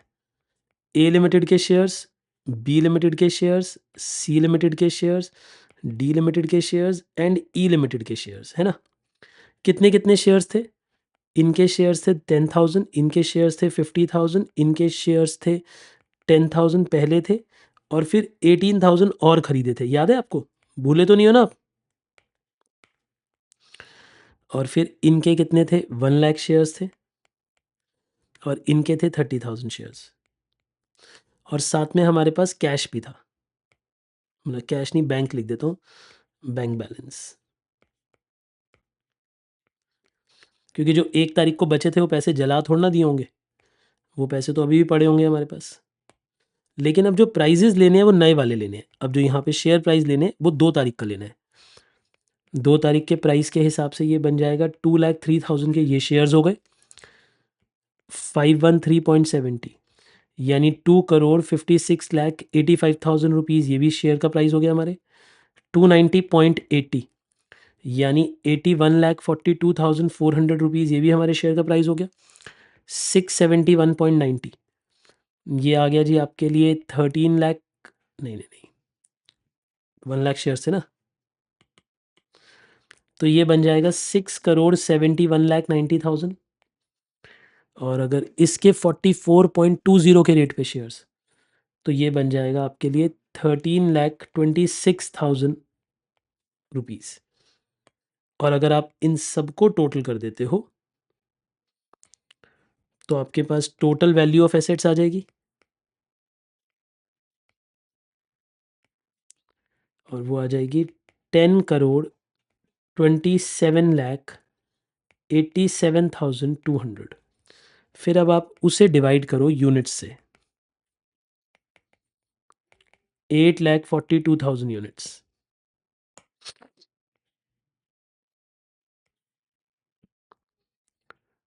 और अब आपके पास न्यू एनएवी आ जाएगी 122.075। ये आपके पास नई एनएवी आ गई।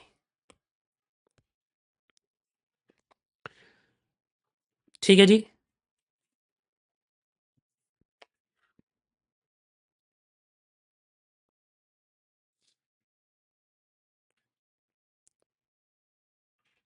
एक बच्चे ने अच्छा सवाल पूछा कि सर बैंक बैलेंस पे इंटरेस्ट, बेटा अगर क्वेश्चन में इंटरेस्ट रेट मेंशन होता तो एक दिन का मैं बैंक बैलेंस का इंटरेस्ट भी ऐड कर देता, अगर मैं क्वेश्चन में मेंशन होता तो। पर क्वेश्चन में मेंशन नहीं है तो फिर हम जबरदस्ती हीरो नहीं बनेंगे क्वेश्चन में, ठीक है। एक बच्चे ने बड़ा अच्छा सवाल पूछा, उसने कहा कि सर अगर सब कुछ म्यूचुअल ओनरशिप है तो सी लिमिटेड के क्लोजिंग वैल्यू से मल्टीप्लाई क्यों किया है। मुझे वैसे आपका ना सवाल नहीं समझ आया, बट मुझे लग रहा है कि आप जो गलत सवाल पूछ रहे हैं शायद आप ये पूछना चाहते हैं कि फिर खरीदते हुए सिर्फ सी लिमिटेड के प्राइस से क्यों मल्टी, बेटा खरीदा तो खाली सी लिमिटेड को है ना, तो उसी का पैसा खर्च किया है। मतलब आप इसकी बात नहीं कर रहे हैं, शायद आप सी पार्ट सबने कॉपी कर लिया। मेरे ख्याल से एक बच्चे ने मुझसे जो सवाल पूछा है वो ये पूछ रहे हैं कि यहाँ पे सी लिमिटेड के प्राइस से मल्टीप्लाई क्यों किया है। क्योंकि बेटे जो पैसा 50 लाख रुपए आया था उससे सी लिमिटेड के और शेयर खरीदे, तो सी लिमिटेड के प्राइस पे ही खरीदे होंगे ना। जब एडिशनल शेयर खरीदे तो सी लिमिटेड के प्राइस पे ही खरीदे, दोबारा सारे शेयर थोड़ा ना खरीदे। मेरे हिसाब से आपको यहाँ कंफ्यूजन हो सकती है, बट आई होप बाकी सबके लिए एब्सोल्युटली ओके है बेटा डिस्कशन ये पूरा, सबको अच्छे से समझ आ गई पूरी बातचीत। मैं एक बार पूरे क्वेश्चन को रिकॉल करा देता हूँ, पूरे क्वेश्चन को रिकॉल करा देता हूँ। देखो क्वेश्चन ने हमें पहले क्या बोला, देखो क्वेश्चन ने सबसे पहले बताया कि देखो भैया ऐसी है सीधी सी बात, हमारे पास ये वाले शेयर हैं, इतने शेयर्स हैं, इस दाम के हैं, इतने यूनिट्स हैं, तो बड़ी सिंपल सी बात हो गई, ये इन शेयर्स की टोटल वैल्यूएशन हो गई और उसे डिवाइड बाय यूनिट कर दो तो 1 यूनिट की वैल्यू पता लग गई, यानी एनएवी पता लग गया। ठीक है, फिर उसने कहा कि यार एक ना 50 लाख रुपए लेके एक नया बंदा आया है और वो पैसा दे रहा है और उस पैसे को फिर फंड मैनेजर 18,000 सी के शेयर खरीद रहा है और बाकी बैंक बैलेंस में रख रहा है, तो यानी हमारे पास इतने शेयर्स तो पहले से ही थे, फिर नया 50 लाख आ गया, उस 50 लाख में से हमने सी लिमिटेड के इतने शेयर खरीद लिए और जो बैलेंस बचा वो बैंक में रख दिया, तो हमारे पास टोटल एसेट्स अब 50 लाख बढ़ गए। लेकिन जब टोटल एसेट 50 लाख बढ़े होंगे तो जो बंदा आया जिसने 50 लाख रुपए दिए उसने हमसे यूनिट्स भी तो लिए होंगे, उसने हमसे यूनिट भी तो लिए होंगे ऑब्वियसली। जिसने 50 लाख रुपए हमें दिए उसने यूनिट्स भी तो लिए होंगे, और यूनिट किस रेट पे लिए होंगे, ठीक है जी, यूनिट लिए होंगे इस एग्जैक्ट रेट पे, क्योंकि ये कंप्यूटर कैलकुलेट करता है एग्जैक्ट रेट पे। तो जब हमने उसे 50 लाख रुपए दिए इस रेट पे यूनिट्स उसे मिल गए होंगे, तो इसका मतलब उसे 42,000 यूनिट्स मिले होंगे, तो इसका मतलब अब हमारे पास टोटल 8,42,000 यूनिट्स हो गए हमारे म्यूचुअल फंड के, और ये 1 यूनिट का दाम हो गया। मतलब आप इसे डायग्रामेटिकली अगर समझना चाहते हो तो कुछ ऐसे देखो, कॉपी मत करना, समझना कि पहले हम लोग थे इन्वेस्टर, ठीक है? पहले हम सब लोग थे, हम सब लोग मिला के 8 लाख यूनिट होल्डर्स थे। 8 लाख यूनिट्स थे। हमने लोग शेयर को पैसा दिया हुआ था, म्यूचुअल फंड को पैसा दिया हुआ था और म्यूचुअल फंड ने ये पैसा लगाया हुआ था और इस पैसे की टोटल वर्थ थी तब तक 9,52,38,000 रुपीज़। अब एक बंदा मिस्टर एक्स और आया, मिस्टर एक्स 50 लाख रुपए लेकर आया। तो जब वो 50 लाख रुपए लेकर आया, तो हमने उसे कहा रुको, रुको, रुको, रुको। ये जो पैसे हैं, ये 8 लाख यूनिट की वैल्यू है। यानी हर एक यूनिट की जो एनएवी है, वो है बेटा 119.0475, यानी हर एक यूनिट हमारा इतने का है। तो अगर आप आ रहे हो, देखो अगर आप हमारे यूनिट्स लेने आ रहे हो, हमारे म्यूचुअल फंड में आ रहे हो, तो आप भी इसी रेट के हिसाब से हमसे यूनिट ले लो। तो आपको भी इसी रेट के हिसाब से 42,000 यूनिट्स हम दे देते हैं। तो आपको यूनिट दे दिए और अब आपके यूनिट्स का मतलब ये हो गया, जो आपका पैसा है वो हमारा हो गया। अब उस पैसे से फंड मैनेजर ने क्या किया, जो म्यूचुअल फंड का मैनेजर है उसने क्या किया, उसने इसमें से सी लिमिटेड के 18,000 शेयर्स खरीद लिए, बाकी का बैलेंस बैंक में रख दिया और टोटल अब जो नई वैल्यू हो गई एसेट की, अब वो नई टोटल की एसेट की वैल्यू हो गई 10,02,38,000। लेकिन अब ये जो पैसा है, इस पैसे को कितने लोगों को बांटना है, ये कितने पैसों का म्यूचुअल, कितने कितने यूनिट्स का म्यूचुअल पैसा है, ये बताओ। ये जो पैसा है ये 8 लाख यूनिट्स का म्यूचुअल पैसा था, लेकिन ये जो पैसा है ये कितने यूनिट्स का म्यूचुअल पैसा है?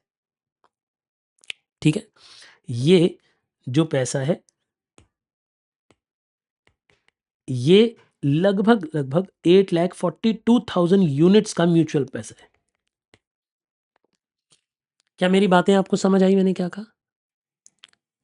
आई होप जिनका भी सवाल था उन सभी को क्लियर हो गया। एक बच्चा है नितिन जाखर, जो आपका सवाल है ना वो इस वक्त टोटली इरेलीवेंट है बेटा। अगर मैं इग्नोर कर रहा हूँ ना दूसरी बार, तो इसका मतलब है कि मैं अभी वो सवाल नहीं लेना चाहता। लेना मैं सभी के सवाल चाहता हूँ, बट अगर वो रेलिवेंट होगा तो लूंगा इस वक्त, वरना बच्चों का ना फ्लो खराब होगा बेटे, है ना। एक आध बच्चे के लिए मैं सैकड़ों बच्चों का फ्लो खराब नहीं करूंगा, ठीक है।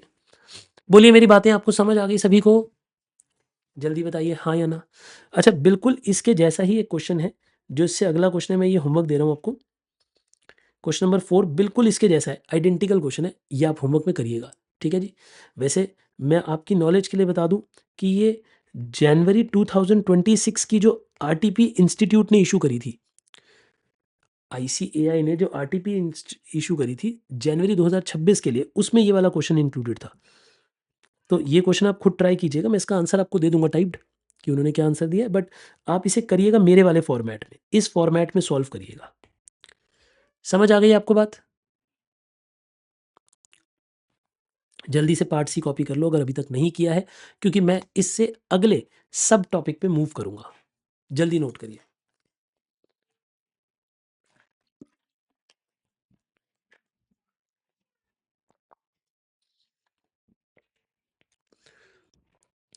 किसी का कोई और सवाल तो नहीं है बेटा? कुछ और मुझसे आप पूछना चाहते हो? एक बच्चे ने बड़ा अच्छा सवाल पूछा कि सर जो बैंक बैलेंस, नमन जैन है बेटा, बढ़िया आदमी है, जरा ध्यान से सवाल सुनो। नमन जैन सवाल पूछते हैं कि सर बैंक बैलेंस जो रखा है उस पर इंटरेस्ट का लॉस नहीं होगा अगर वो इन्वेस्ट नहीं हुआ? आप समझ रहे हो कहानी, समझ रहे हो बनिए का कहाँ तक दिमाग जा रहा है? वो कह रहा है कि सर एक बात बताओ, ये म्यूचुअल फंड पैसा कमाने की एजेंसी है, इन्हें तो पैसा कमाना है हमारे लिए। अगर ये हमारा पैसा 2-2.5 लाख रुपए ऐसे खाली रख के बैठे हैं, तो उस पे कुछ कमा नहीं रहे, तो हमारे इंटरेस्ट का लॉस हो रहा है, वो पैसा कहाँ गया? बेटे बात तो सही है, लेकिन एक बात बताओ, आपके घर में भी थोड़े पैसे पड़े होंगे, बाकी सब तो आपने बिज़नेस में, स्टॉक मार्केट में, म्यूचुअल फंड में और या फिर एफडी पे लगा रखा होगा। पर ज़िंदा रहने के लिए भी तो कुछ पैसा चाहिए होता है ना, दाल लाने के लिए, चावल लाने के लिए, ज़िंदा रहने के लिए, पानी पीने के लिए। वैसे ही म्यूचुअल फंड को भी ज़िंदा रहना है। कल को अच्छा एक बात और, इनमें से एक बंदे के घर पे शादी आ जाए, वो कहे जी मेरे म्यूचुअल फंड के यूनिट्स रिडीम करो। म्यूचुअल फंड ओपन एंडेड है। ओपन एंडेड का मतलब मैंने कल क्या बताया था? ओपन एंडेड का मतलब है कोई भी कभी भी आ सकता है, कभी भी जा सकता है। बेटे ग्राहक और मृत्यु का कभी पता थोड़ा ना कब आ जाए। तो ग्राहक ही तो हो आप उनके। अब आप उनके पास आ गए, आपने कहा भैया मेरे पैसे वापस करो, वो पैसे कहाँ से लाएगा? मार्केट बंद हो चुकी है, कहाँ से आप शेयर बेच-बेच के अगले दिन शेयर बेचेगा, फिर पैसा इकट्ठा करेगा, फिर लाएगा आपके लिए? ऐसा नहीं होता। 5-10% इसलिए कैश रखा जाता है, हर बिज़नेस में रखा जाता है। ऐसे बैंक को बेटा ये नुकसान सहना पड़ता है ज़िंदा रहने के लिए, लिक्विडिटी के लिए। ठीक है जी?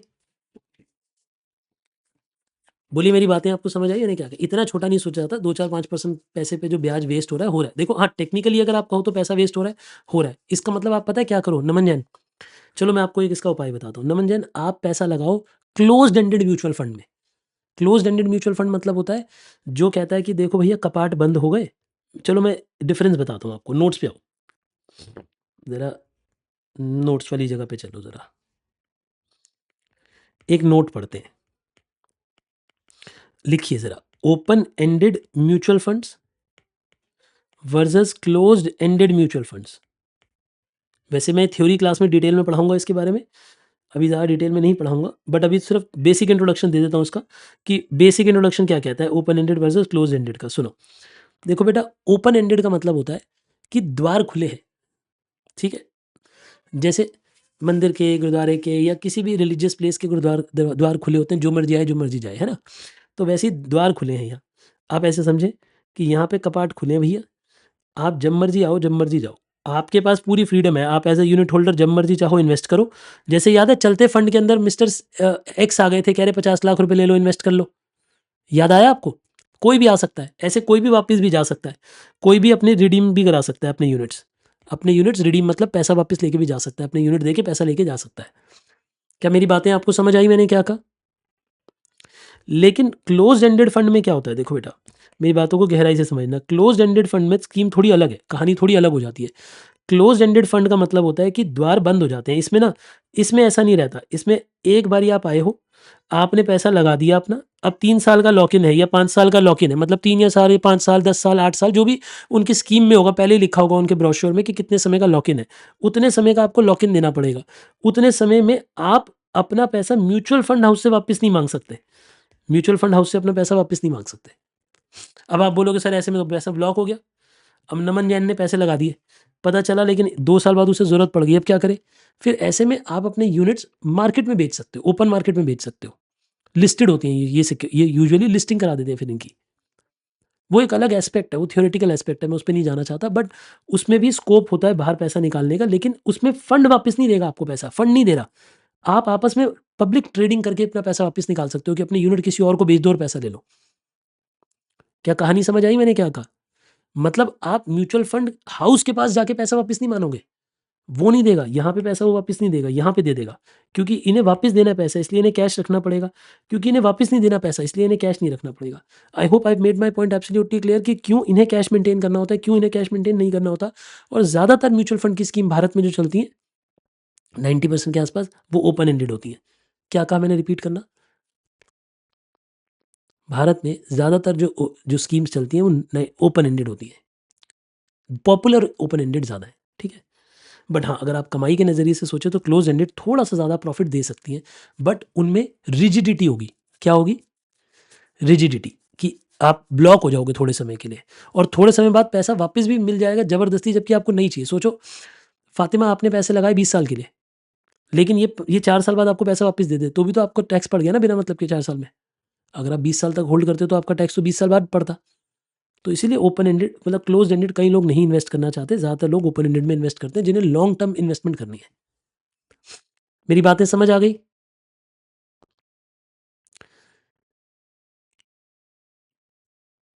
हाँ, एक बच्चा है धीरज, सरस्वत नाम है। ये आंटियों वाले प्रोग्राम बहुत देखे इन्होंने बचपन में, जब छोटे होते थे मम्मी के साथ बैठ के। इनका सवाल सुनो, कह रहा है कि अगर एक दिन 50% लोग पैसा लेने अचानक वापस आ गए, फिर क्या होगा? आप समझ रहे हो? और देखो बेटा आंटियों वाले प्रोग्राम, तो फिर उल्टे-उल्टे सपने आएँगे बेटा। देखो ऑब्वियस सी बात है, आप भारत की इकोनॉमी और फाइनेंशियल सेक्टर को अगर खराब करके अपनी मनपसंद का एक एग्ज़ाम्पल बनाना चाहते हो तो आप बना लो। देखो रैशनल ब्रेन के साथ 50% लोग इकट्ठे पैसा लेने नहीं आ सकते। पर अगर आएँगे तो म्यूचुअल फंड को सब कुछ बेचकर पैसा देना पड़ेगा, मार्केट क्रैश होगी, धड़ाधड़ सेल होगी। इतना पैसा तो किसी के पास भी नहीं हो सकता ना। ऐसे तो अब आप ये कहो मैं बैंक, अगर सर सारे लोग आईसीआईसी बैंक में अपना पैसा निकालने चले जाएँ तो क्या होगा? बेटा बैंक फेल हो जाएगा, क्योंकि बैंक के पास तो पैसा है नहीं, बैंक ने तो पैसा लोन में दिया हुआ है। ये बात 12वीं क्लास में इकोनॉमिक्स में पढ़ाई गई थी। मतलब let us be reasonable to each other, हम लोग ना पढ़ाई करने बैठे, मतलब घर-घर खेलने, मज़ाक-मज़ाक खेलने ना बैठे। बाकी सबको समझ आ गया मैंने क्या कहा? है ना? धीरज भाई आई होप आपको भी समझ आ गया बेटा मैंने क्या कहा? ऐसा रियलिस्टिक मार्केट में नहीं हो सकता। हाँ, किसी एब्सर्ड मार्केट, किसी छोटे देश में, किसी छोटी मार्केट सेगमेंट में ऐसा होगा तो मार्केट फेल हो जाएगी। बड़ी सिंपल सी बात है ना बेटा, मार्केट फेल भी तो हो सकती है। दुनिया में ऐसा एग्ज़ाम्पल्स हैं मार्केट के फेल होने के, बट भारत की मार्केट काफ़ी बड़ी मैच्योर मार्केट, मुझे ऐसा दिखता नहीं है कि ऐसा होता हुआ। और वो एक रियलिस्टिक असम्पशन भी नहीं है कि 50% लोग एक ही दिन पैसा लेने आ गए, ऐसा दिखता नहीं है। ऐसा बहुत पुराना एक इंस्टेंस है, एक बारी अहमदाबाद ज़ोन में, मतलब गुजरात के एरियाज़ में ना, ये खबर फैल गई कि आईसीआईसी बैंक फेल हो गया है। तो बहुत सारे लोगों ने लाइन लगा दी। 15 साल पुरानी बात बता रहा हूँ, 10-15 साल पुरानी। सारे लोग लाइन लगा के बैंक के बाहर खड़े हो गए कि भैया हमारा पैसा वापस दो, क्योंकि सबको डर होता है कि बैंक फेल हो गया तो 5 लाख तक की तो पैसा गारंटी है, तब तो 1 लाख तक की गारंटी होती थी खाली डीजीसीए की। तो फिर गवर्नमेंट आरबीआई ने हेल्प करी, सारे और बैंकों से पैसा ले लेके वहाँ भेजा, ताकि लोगों का मनोबल बना रहे कि ये बैंक डूब नहीं रहा। समझे आप मेरी बात? क्योंकि जो ट्रस्ट है उसकी बात है। बट बड़ा एब्सर्ड सा एग्जाम्पल है, टाइम वेस्ट करने वाला एग्जाम्पल था। मैंने पैसे ले रखे हैं इसलिए मुझे जवाब देना पड़ा, वरना मैं शायद ना देता ऐसे सवाल का जवाब। बाकी सबको समझ आ गया बेटा मैंने क्या कहा? चलिए, एक बच्चा कह रहा है नो ऑडियो, बाकी सबके पास तो ऑडियो आ रही है। एक बच्चा कह रहा है मिस्टर एक्स को, ये मुस्कान ने ना बेटा, कोई मुझे लग रहा है कि रात को बहुत लेट सोई है या तो सोई नहीं है। इनका सवाल सुनो। मिस्टर एक्स को 18,000 शेयर मिले हैं। हे प्रभु, हे प्रभु, ये पता है अभी कौन सी जोन में बैठी है मुस्कान? मुस्कान कह रही है कि यहाँ पे मैंने तो चित्र भी इरेज कर दिया। उन्हें लग रहा है कि ये जो 18,000 शेयर हैं ये एक्स को मिल गए हैं। बेटा एक्स को कुछ नहीं मिला है, एक्स ने पैसा म्यूचुअल फंड हाउस को दिया, वो म्यूचुअल फंड के मटके में मिक्स हो गया, म्यूचुअल फंड हाउस ने उसे 42,000 यूनिट दिए हैं। आओ मैं एक बार और समझाता हूँ। देखो बेटा इधर सुनो, ये म्यूचुअल फंड हाउस है, म्यूचुअल फंड हाउस में एक्स आया, एक्स ने कहा मुझे भी, मेरे भी 50 लाख रुपए लगा लो यार। हमने कहा अच्छा, तो 50 लाख रुपए को डिवाइडेड बाय 119.0475 के रेट से हमने उसे 42,000 यूनिट दे दिए, यानी इसे सिर्फ 42,000 यूनिट मिले हैं, इसे कोई 18,000 शेयर सी लिमिटेड के नहीं मिले। पहली बात तो ये सुन लो। फिर हाँ, उसने कहानी ज़रूर सुनाई है कि बाकी सबका पैसा था प्लस इसके 50 लाख भी आए थे, उससे हमने सी लिमिटेड के 18,000 शेयर खरीदे थे। ऐसे तो हर एक के पैसे से कुछ ना कुछ खरीदा, इसका मतलब थोड़ा ना वो शेयर आपके हो गए, वो शेयर तो म्यूचुअल फंड के ही है। म्यूचुअल फंड के आप पार्शियल ओनर हो, आप यूनिट होल्डर ओनर हो, आप शेयर ओनर थोड़ी ना बन गए बेटे। क्या बात कर रहे हो? क्या यहाँ तक की बातें सबको समझ आ गई मैंने क्या कहा? और बेटा देखो, क्लास सुबह अर्ली मॉर्निंग की है, मुझे पता है, टाइम पे सोया करो, ठीक है? और अगर किन्हीं अन्य चीज़ों का सेवन कर रहे हो तो वो मत करो, इन जब तक ये 3-4 महीने बैच चल रहा है। क्योंकि उससे क्या होता है, सोचने की शक्ति अगले दिन सुबह कम हो जाती है इंसान की। ठीक है ना? मतलब कोल्ड ड्रिंक से ऊपर वाली चीज़ नहीं पीनी बेटे एक रात पहले। ठीक है? आइए ध्यान देते हैं। बाकी सब ठीक है मेरे साथ? थम्स अप करिए। चलिए। बेटा समझो ना, अब आप रात को पार्टी करोगे, अगले दिन सुबह तक फिर कैसे होश में आओगे? फिर तो ऐसे बौखलाए-बौखलाए डाउट ही पूछोगे। चलो वापस आओ। मैं डर रहा हूँ आप लोगों को इसके जैसा एक क्वेश्चन और होमवर्क देने में। दे दूँ होमवर्क, कर लोगे इसके बिल्कुल इसके जैसा आइडेंटिकल क्वेश्चन? ठीक है। चलो एक क्वेश्चन आप मुझे अभी करके दिखाओ। आप करो क्वेश्चन नंबर 2 करो। डरा रहे हो तुम मुझे पढ़ाने से पहले। देखो,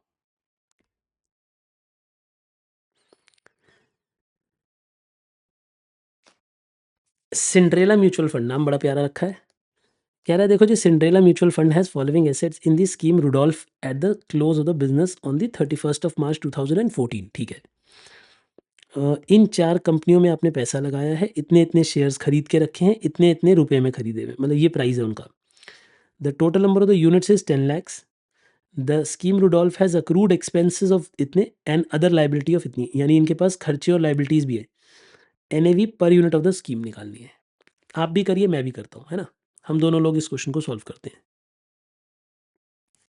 या पहले आप करना चाहेंगे? करना चाहेंगे आप?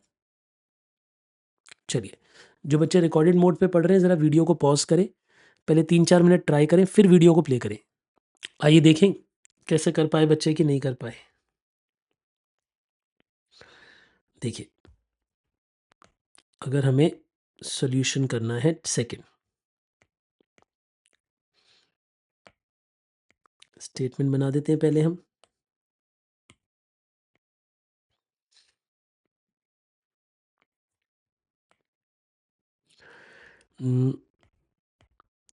कैलकुलेशन ऑफ एनएवी, यहाँ पे लिख देते हैं पर्टिकुलर्स, यहाँ पे लिख देते हैं अमाउंट इन रुपीस।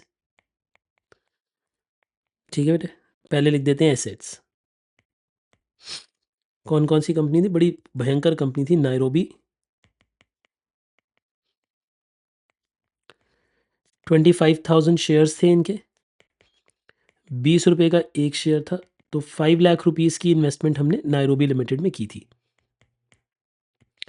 डाकर लिमिटेड नाम की एक कंपनी है, उसके हमने 35,000 शेयर्स खरीदे हुए थे, 300 रुपीज़ वाले, यानी 1,05,00,000 रुपए की इन्वेस्टमेंट वहाँ की थी हमने। Senegal limited 29,000, 380 rupees, 1,10,20,000। Cairo limited 40,000 shares, 500 रुपये का रेट, 2 करोड़ रुपए की वैल्यूएशन इसकी थी। अगर मैं इसमें से लाइबिलिटीज़ को माइनस कर दूं, एक तो थे अक्रूड एक्सपेंसेस, वो कितने के थे? 250 और 2 लाख। 250 माइनस होंगे, और अदर लाइबिलिटीज़ भी देनी थी, औरों का पैसा भी चुकाना है हमने, कोई आउटस्टैंडिंग खर्चे रह गए होंगे। तो आप मुझे ये बताइए कि net asset value of scheme कितनी है? Net asset value of scheme, scheme का नाम क्या था? रुडोल्फ, है ना? तो स्कीम रुडोल्फ की एनएवी कितनी आ रही थी? 4,15,70,000। और इसमें नंबर ऑफ यूनिट्स कितने थे बेटा हमारे? नंबर ऑफ यूनिट्स थे 10 लाख।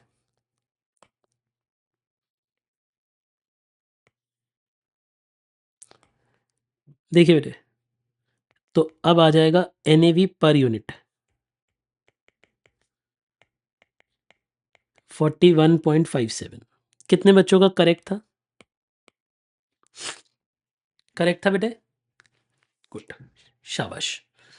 चलें बेटा, नेक्स्ट टॉपिक पे मूव करें। एनएवी निकालनी थोड़ी थोड़ी समझ आ गई, आगे बड़े क्वेश्चन में एनएवी और आएगी, बट अभी के लिए हम आगे मूव करते हैं। Let us start with the next सब टॉपिक, है ना?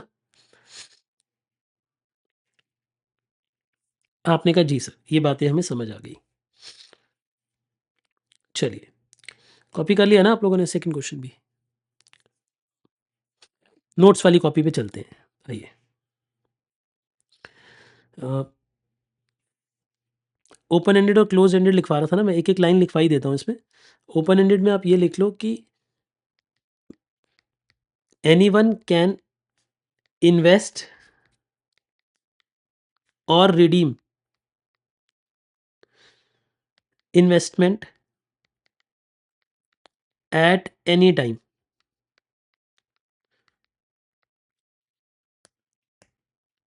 मतलब अपना पैसा कभी भी लगा सकते हो या निकाल सकते हो, बट यहाँ पे the investment in NFO, in new fund offer, NFO मतलब होता है new fund offer, is open for some days after which no new investors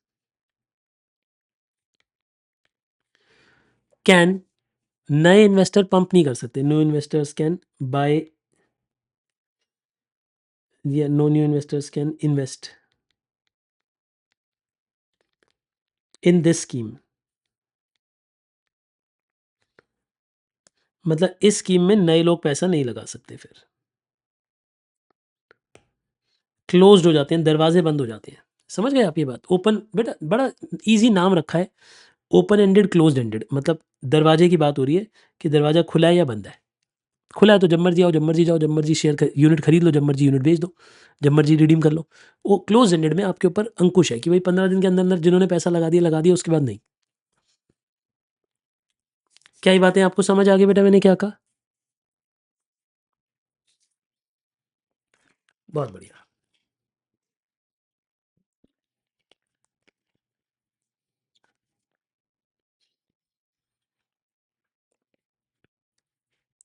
चलिए आइए देखते हैं।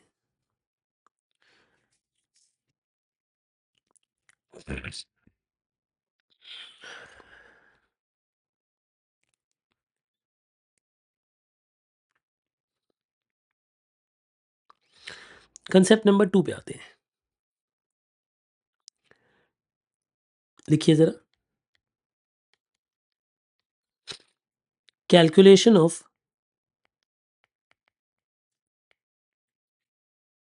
होल्डिंग पीरियड रिटर्न,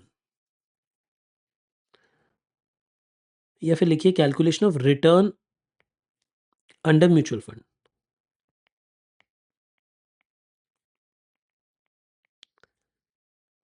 यानी आपको ये समझाना है कि म्यूचुअल फंड में रिटर्न किस तरीके से कंप्यूट की जाती है। म्यूचुअल फंड में रिटर्न किस तरीके से कंप्यूट की जाती है। ठीक है जी, कूल। अब थोड़ी देर आराम से बैठिए, पहले मैं डायग्राम बनाऊंगा, आप बाद में बनाएंगे, पहले सुनिए। मत बनाइएगा साथ साथ, आप पूरा नहीं बना पाएंगे, फिर मिस्टेक होएगी आपसे। देखो, ये हम है ना, हमने एक म्यूचुअल फंड हाउस में पैसे लगाए। सोचो ये आप हो, आपने पैसे लगाए म्यूचुअल फंड में। जब आपने म्यूचुअल फंड में पैसे लगाए तो आपने इन्वेस्टमेंट करी। सोचो आप ही हो मिस्टर एक्स, आपने 50 लाख रुपए लगा दिए।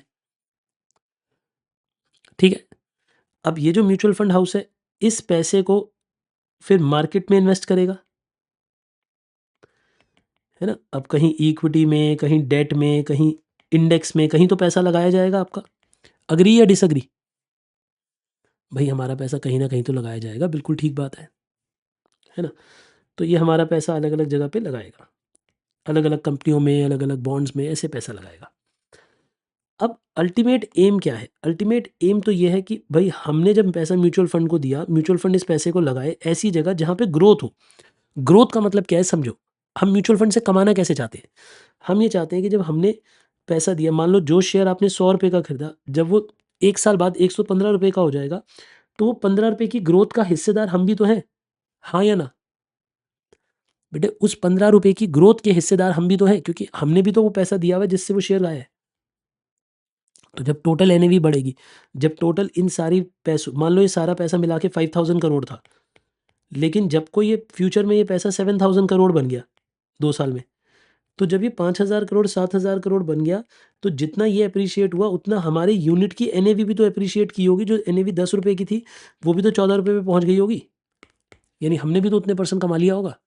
अग्री और डिसअग्री? यही हमारा पर्पस है कि हमारी एनएवी बढ़ जाएगी। तो सुनो, अब जब ये कंपनियां करती होंगी, शेयर खरीदती होंगी, तो इन्हें शेयर्स खरीदेंगी, बेचेंगी, कुछ और खरीदेंगी। देखो मान लो ये म्यूचुअल फंड मैनेजर है, इसे लग रहा था रिलायंस बहुत अच्छा पैसा कमाएगी, तो इन्होंने रिलायंस में पैसा लगाया। फिर इन्हें लगा नहीं नहीं, रिलायंस उतना अच्छा नहीं करी, तो इन्होंने रिलायंस के शेयर बेच के टाटा के शेयर खरीद लिए होंगे। टाटा के शेयर बेच के सुजलॉन खरीद लिया होगा, कुछ और खरीद लिया होगा, जो इनकी मर्जी होगी, जो मर्जी कंपनी इन्होंने खरीद ली होगी। बोलिए हाँ या ना? लेकिन जब ये खरीदते बेचते हैं, एक अच्छी बात पता है क्या है? जब हम शेयर खरीदते बेचते हैं हम पे टैक्स लगता है, लेकिन जब म्यूचुअल फंड खरीदता बेचता है उन पे टैक्स नहीं लगता। पता है ना आपको ये बात? तो यहाँ पे हमारा फ़ायदा होता है। देखो अगर ये ट्रेडिंग, अगर शेयर खरीदना बेचना मैं खुद कर रहा होता अपने पैसों से, तो मुझ पे हर बार जब भी मैं शेयर खरीदता बेचता मेरे पे टैक्स लगता। अब मैं ये ईमानदारी की बात बता रहा हूँ, मेरे पास बहुत बहुत सारे ऐसे स्टॉक्स पड़े हैं अपने अलग अलग डीमैट्स में। एक्चुअली मैं अपने पूरे परिवार का डीमैट मैं ही देखता हूँ, है ना। मतलब माई फादर लुक्स इनटू 2 डीमैट्स जो उन्हें अच्छे लगते हैं, बट अदरवाइज़ बाकी सभी परिवारों के, मतलब अपनी एक्सटेंडेड फैमिलीज़ के भी काफ़ी सारे डीमैट मैं देखता हूँ। बट उन सब में इतने काफ़ी सारे शेयर्स ऐसे पड़े हैं जो मैं बेच नहीं पा रहा हूँ, बेचना चाहता हूँ लेकिन बेच नहीं पा रहा हूँ। क्यों? क्योंकि जैसे ही बेचूँगा उन पे टैक्स आएगा, बहुत हेवी टैक्स आएगा, क्योंकि 4-4 गुना बढ़ चुका है दाम। भई ₹100 का शेयर 400 पे पहुँच चुका है। अब उस पे टैक्स इतना पड़ेगा कि पता चला आधी कमाई तो टैक्स ही खा जाएगा। तो चाह के भी बेच नहीं पा रहा हूँ। लेकिन अगर यही पैसा म्यूचुअल फंड के रूट से लगा होता, तो म्यूचुअल फंड तो उस पैसे को चर्न कर रहा होता, बेचता, नए और प्रॉफिटेबल वाले शेयर खरीदता। तो इंडिविजुअली हमारे पर टैक्स बहुत भारी पड़ता है। म्यूचुअल फंड टैक्स सेविंग का भी एक तरीका है। इनफैक्ट मैं कहूँ टैक्स सेविंग नहीं, टैक्स डेफरमेंट का एक तरीका है। कभी अगर आप चाहोगे तो मैं ये बात डिटेल में भी समझाऊँगा कि मैं क्या बोल रहा हूँ। नितिन कुमार जी कह रहे हैं उसका क्या सॉल्यूशन है? भाई मेरे पास भी उसका कोई सॉल्यूशन नहीं है, टैक्स तो लगेगा ही। इसलिए होल्ड करके बैठे हुए हैं। ऐसे शेयर होल्ड करके बैठे हुए हैं जिन्हें अब होल्ड करने का दिल भी नहीं है, लेकिन हिम्मत ही नहीं हो रही उन्हें बेच के टैक्स खाने की। मतलब टैक्स पे करने की हिम्मत नहीं हो रही। जबकि हमें पता है कि वो शेयर बेच के कहीं और पैसा लगा के ज़्यादा कमा सकते हैं। बट टैक्स कटते ही उनका मार्जिन कम हो जाएगा, प्रॉफिटेबिलिटी कम हो जाएगी पैसे की। पर चलो वो सब बातें अलग हो गई, वो तो इन्वेस्टमेंट के पॉइंट ऑफ व्यू हो गए। वापस अभी टॉपिक पे आओ। टॉपिक ये है, आपने पैसा दिया म्यूचुअल फंड हाउस को, म्यूचुअल फंड ने पैसा लगाया मार्केट में, मार्केट में जो पैसा लगाया रिलायंस वगैरह के अलग-अलग कंपनियों के शेयर खरीदे गए, ठीक है? ये शेयर चर्न भी कर रहे हैं, मतलब बेच रहे हैं, खरीद रहे हैं, बेच रहे हैं, खरीद रहे हैं, अपने हिसाब से कर रहे हैं। लेकिन अल्टीमेटली जब ये शेयर खरीदेंगे, बेचेंगे, इन्हें डिविडेंड मिलेगा, इन्हें इंटरेस्ट मिलेगा, तो इनके पास भी तो पैसा आएगा, इनके पास भी तो कैश आएँगी। अब वो कैश वो डिविडेंड के रूप में भी आया हो सकता है, इंटरेस्ट के रूप में भी आया हो सकता है, कैपिटल गेन के रूप में भी आया हो सकता है कि नहीं? इनके पास भी तो पैसा आया होगा। अब ये उस पैसे को कुछ हिस्सा हमें बाँट सकते हैं। देखो, अगर तो ये हमें पैसा दे देंगे, तो इसे बोलते हैं कैश डिविडेंड, यानी यूनिट्स के ऊपर डिविडेंड दिया जा सकता है। म्यूचुअल फंड डिविडेंड देता है, पता है ना आपको ये बात? म्यूचुअल फंड हाउस अगर ग्रोथ वाले ना हो, याद है? हमने जब कल डिस्कशन किया था तो बोला था 2 तरीके के म्यूचुअल फंड होते हैं, एक होते हैं ग्रोथ वाले, एक होते हैं आईडीसीडब्ल्यू, मतलब याद है ना आपको, इनकम डिस्ट्रीब्यूशन कैपिटल विथड्रॉल्स। तो अगर कैपिटल विथड्रॉल वाला है या फिर इनकम डिस्ट्रीब्यूशन वाला है, तो वो आपको पैसा वापस दे देगा, डिविडेंड कमा के दे देगा। कुछ कैपिटल गेन होगी तो वो आपको कैपिटल गेन भी दे देगा।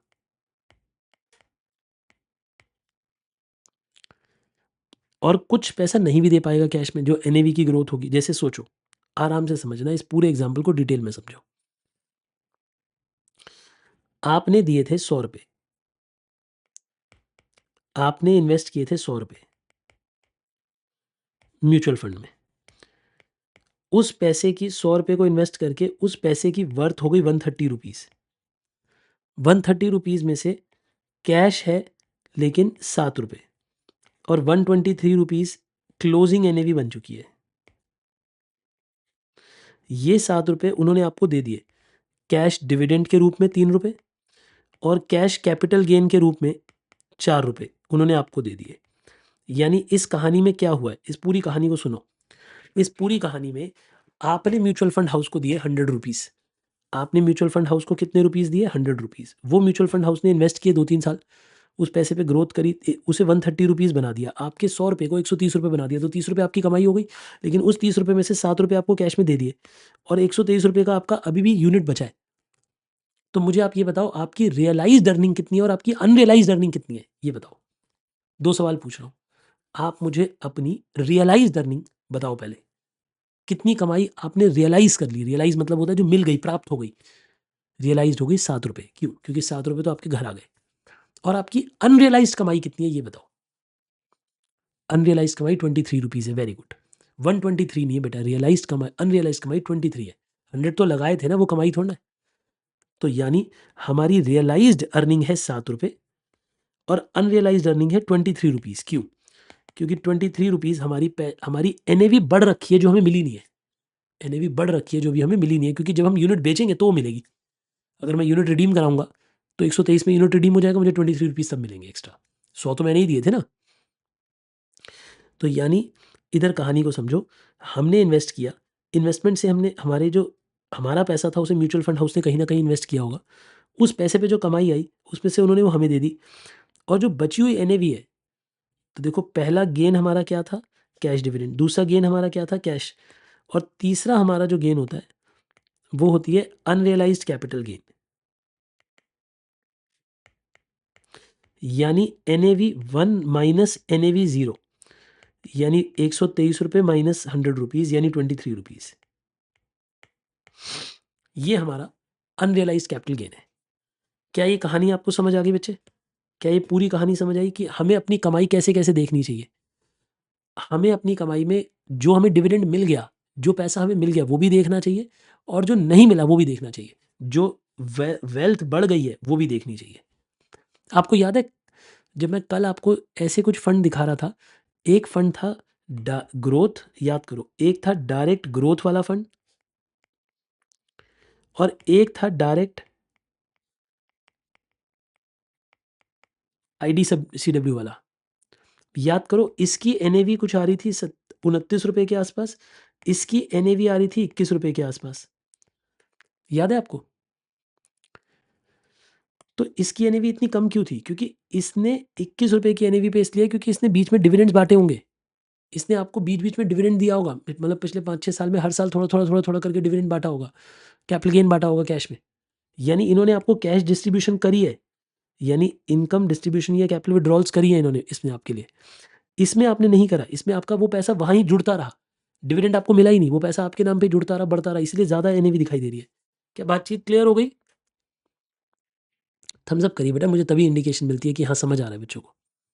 बाकी लोग भी अपने कैमराज़ ऑन रखिए सब। क्लियर है? Cool, very good.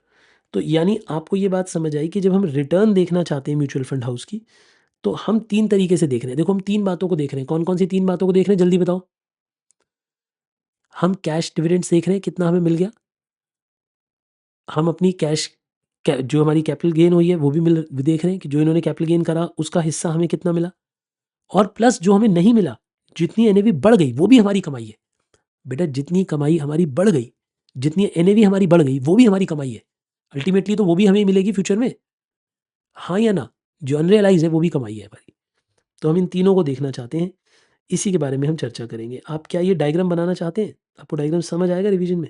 वैसे आ जाएगा अगर आप बनाना चाहो। अगर अच्छे से डायग्राम बना सकोगे तो अच्छा लगेगा मुझे। जल्दी से बना लो।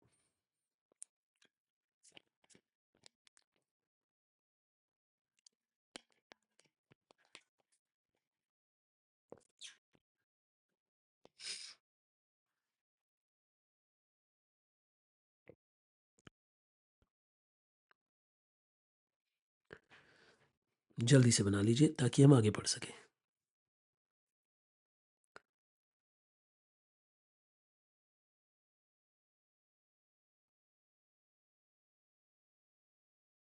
सर, ये डिविडेंड, कैपिटल गेन, इंटरेस्ट, मतलब बेटे इन्होंने जो कमाया होगा ना, देखो जो म्यूचुअल फंड हाउस ने जो कमाया होगा ये वो पैसा है। अब उन्होंने जहाँ इन्वेस्ट करा है वहाँ से उन्हें डिविडेंड भी मिल रहा होगा।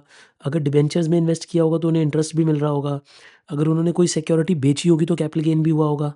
ये वो सब है। भई हमने पैसा म्यूचुअल फंड को दिया, म्यूचुअल फंड ने भी तो कहीं लगाया, फिर कुछ खरीदा, बेचा, उससे पैसा कमाया।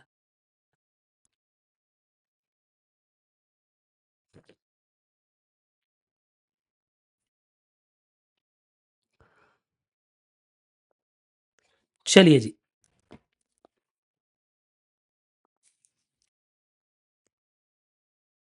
हमें ये सारी बातें क्लियर हो गई।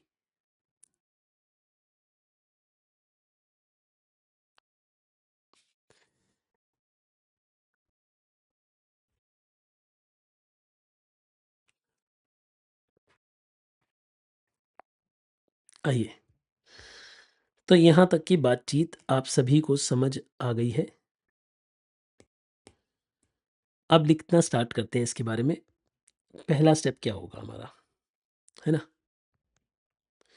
ये एग्ज़ाम्पल हटा देते हैं।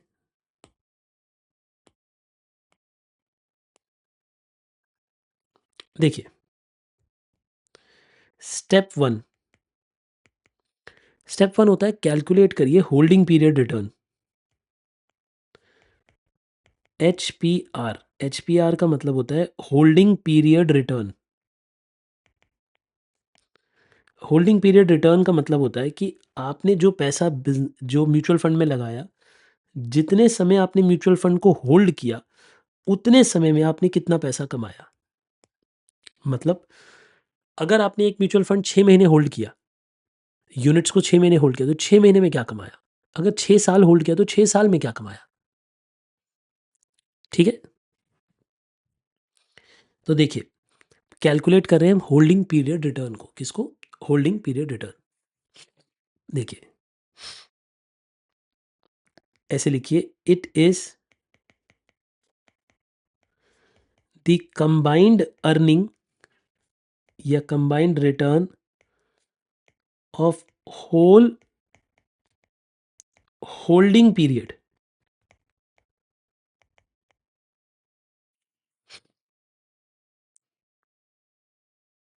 ठीक है जी, it is return of the period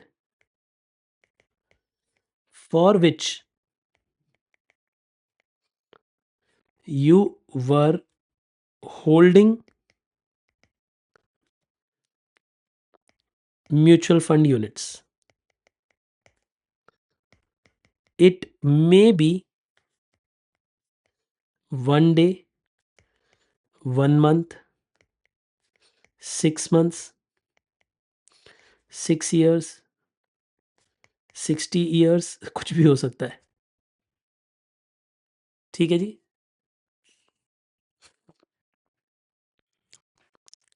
तो बेसिकली होल्डिंग पीरियड रिटर्न का मतलब क्या है, नाम को समझो, नाम में लिखा है होल्डिंग पीरियड रिटर्न, क्या मतलब हुआ, जितने समय आपने एसेट को होल्ड किया उतने समय की रिटर्न। बड़ी सिंपल सी बात, नाम ही बड़ा क्लियर है, होल्डिंग पीरियड रिटर्न।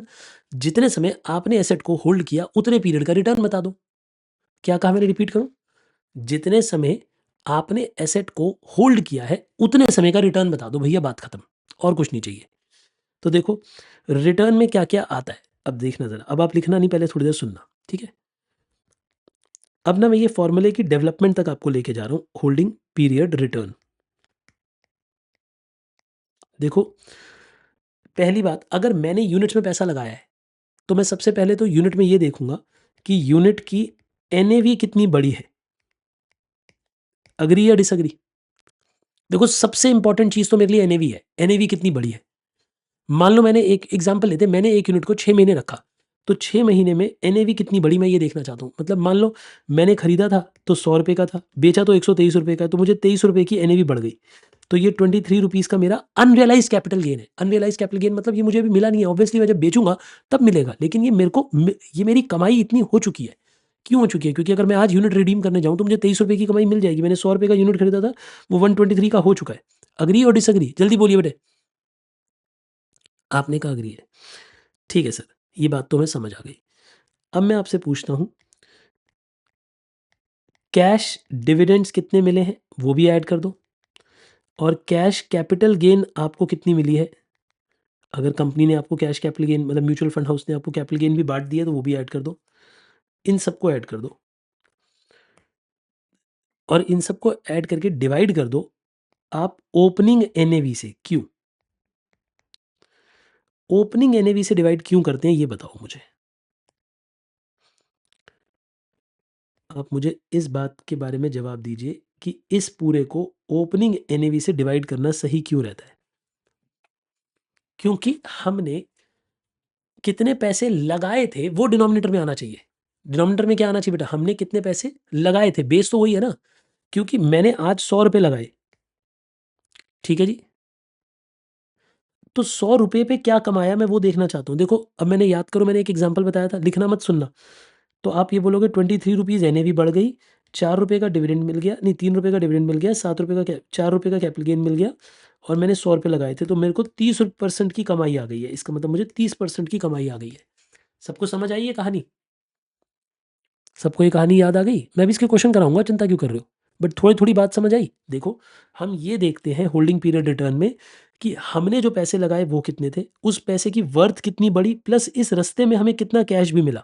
जो कैश मिला हमें वो भी तो हमारी कमाई है। क्लियर हो गई ये सारी बातें? धनश्री आपको क्लियर है बेटे? शाबाश।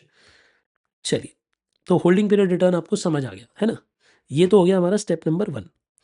पर ये जो होल्डिंग पीरियड रिटर्न है, अब सोचो, इमेजिन करो मैंने तो 6 महीने के लिए निकाला था, तो ये जो रिटर्न का रेट आया ये तो 6 महीने का निकला। क्योंकि मैंने तो एक इन्वेस्टमेंट को खाली 6 मंथ्स होल्ड करा है। तो अब इसे हम एनुअलाइज़्ड रिटर्न में कन्वर्ट कर देंगे। स्टेप 2 में हम क्या करेंगे, इसे एनुअलाइज़्ड रिटर्न में कन्वर्ट कर देंगे।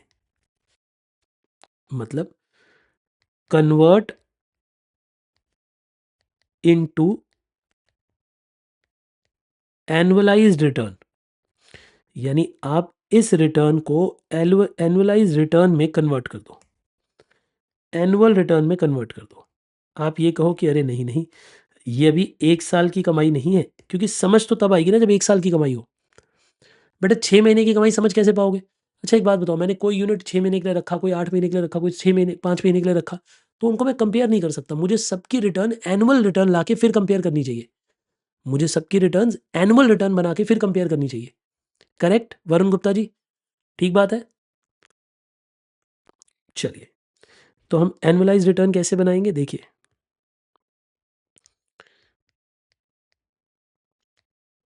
आप एक काम करें, आपके पास जो होल्डिंग पीरियड रिटर्न आई है ना, जैसे मान लो मैंने रिटर्न कमाई 30%, मान लो मैंने इस एग्जाम्पल में रिटर्न कमाई थी 30%, लेकिन 30% रिटर्न कमाई थी 6 महीने में, तो इस होल्डिंग पीरियड रिटर्न को डिवाइड कर दीजिए होल्डिंग पीरियड से। होल्डिंग पीरियड का मतलब क्या हुआ, जितने समय के लिए आपने इन्वेस्टमेंट को होल्ड किया है 6 महीने, और फिर इसे इंटू कर दीजिए 12 महीने से, 12 महीने से या फिर 52 वीक्स से या फिर 365 डेज से, जिससे भी इंटू करना चाहो उससे कर लो, क्योंकि डिपेंड करेगा डिनोमिनेटर में क्या है।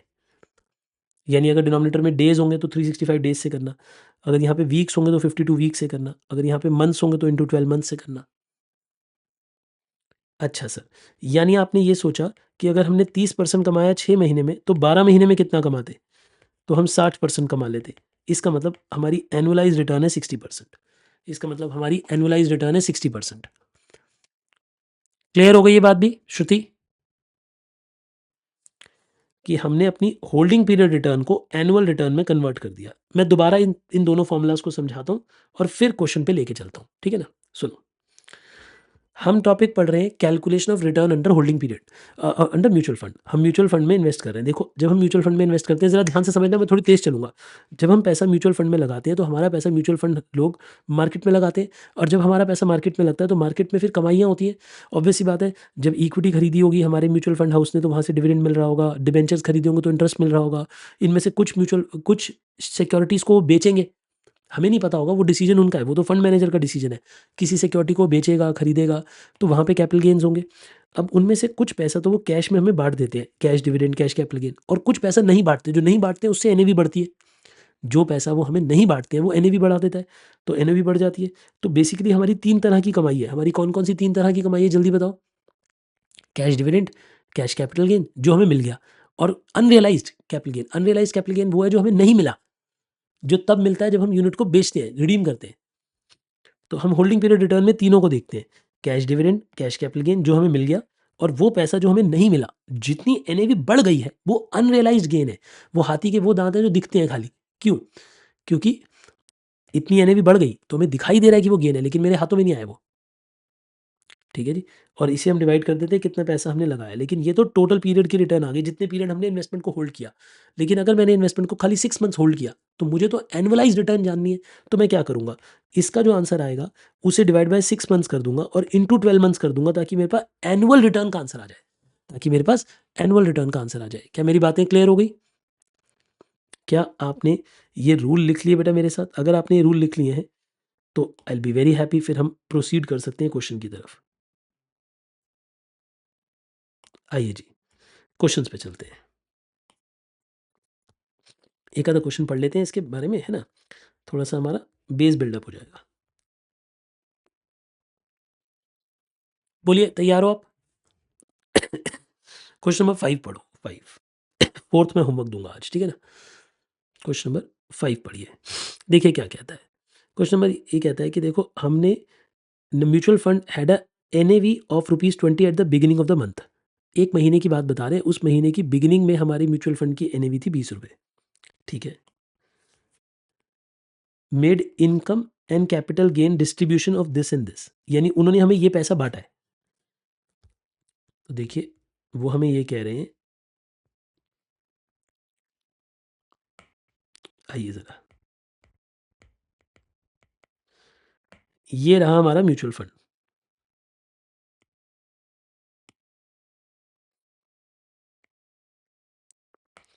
ये हो गई ईयर की ओपनिंग, ये हो गई ईयर की क्लोजिंग, ठीक है? वो कहता है ओपनिंग दिन पे हमारे म्यूचुअल फंड की वैल्यू थी 20 रुपीज़। देखिए, ओपनिंग दिन पे एनएवी थी 20 रुपए की, बिगिनिंग ऑफ द मंथ पे, और उन्होंने income and capital gain distribution करी है। इनकम मतलब हो गया डिविडेंड, है ना? इतना इनकम डिस्ट्रीब्यूट करा, इतना कैपिटल गेन डिस्ट्रीब्यूट करा। तो यानी इस मंथ के बीच में उन्होंने कैश डिविडेंड कितना बाँटा है? यानी कैश इनकम कितनी बाँटी है?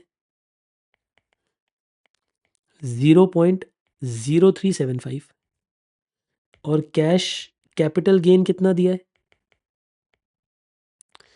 उन्होंने इस महीने में हमें 3 पैसे का कैपिटल गेन भी दिया है during the month, and then ended the month with an NAV of 20.06।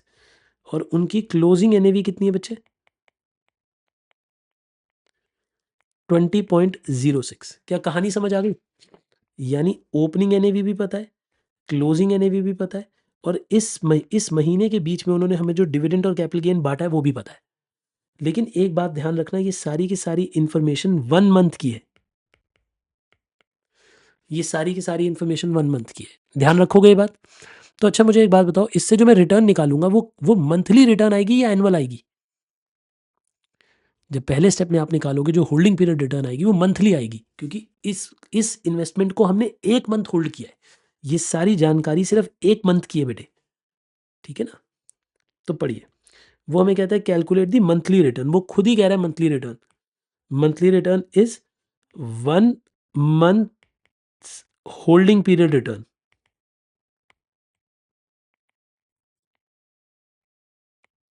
1 month holding period return, ठीक है? ये निकालना चाहते हैं, तो चलिए निकालते हैं बेटे। बताइए, हमारी होल्डिंग पीरियड रिटर्न क्या होगी? होल्डिंग पीरियड रिटर्न यानी 1 मंथ की रिटर्न क्या है? आपका फॉर्मूला ये है, NAV closing minus NAV opening plus cash capital cash dividend plus cash capital gain whole upon opening NAV. यानी हमने 20.06 माइनस 20 कर देना है।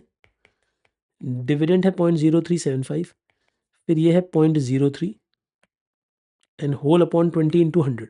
अच्छा देखो, 20 से डिवाइड करते हैं, इंटू 100 दिखाओ या ना दिखाओ उससे फ़र्क नहीं पड़ता। पता है ना आपको, जब परसेंटेज करनी है तो इंटू 100 तो करना ही पड़ेगा, उसे दिखाओ या ना दिखाओ फ़र्क नहीं पड़ता। तो ये कितना है? 0.6375% पर मंथ। वैसे क्वेश्चन सिर्फ इतना ही था, पर मैं इसमें एक एक्स्ट्रा पार्ट करा देता हूँ आपको। यहाँ तक क्वेश्चन तो ख़त्म हो गया हमारा, मेन क्वेश्चन तो यही था, पर मैं इसमें एक एक्स्ट्रा पार्ट करा रहा हूँ, ठीक है ना?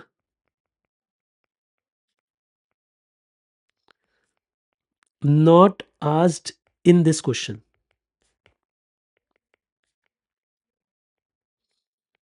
ये उन्होंने नहीं पूछा है, ठीक है ना? तो आप मुझे ये बताएं कि एनुअलाइज रिटर्न क्या होगी?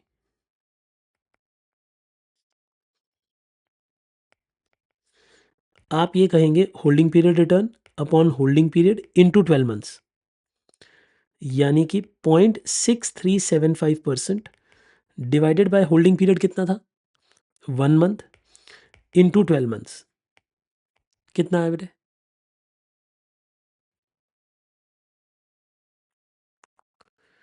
7.65%।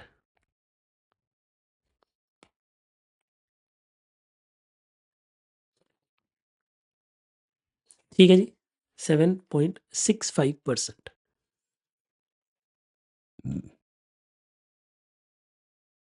क्या यहाँ तक की बातचीत आपको सबको समझ आ गई बेटे?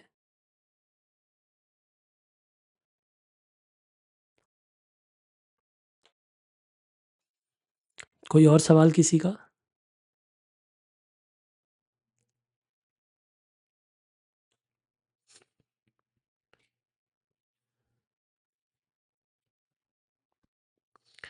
आई होप आपको लॉजिक भी समझ आ रहा है इसमें हम क्या पढ़ रहे हैं, लॉजिकली समझ आ रहा है सबको? कूल। यानी अगर हम इस म्यूचुअल फंड को 12 महीने रखेंगे तो हमें लगभग इतनी रिटर्न मिलने की आशा है, 7.65% रिटर्न मिलने की आशा है, ठीक है ना?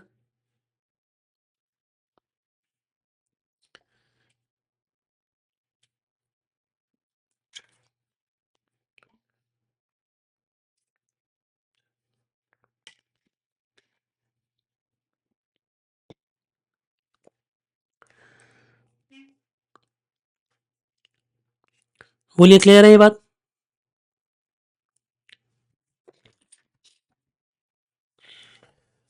सभी को क्लियर है?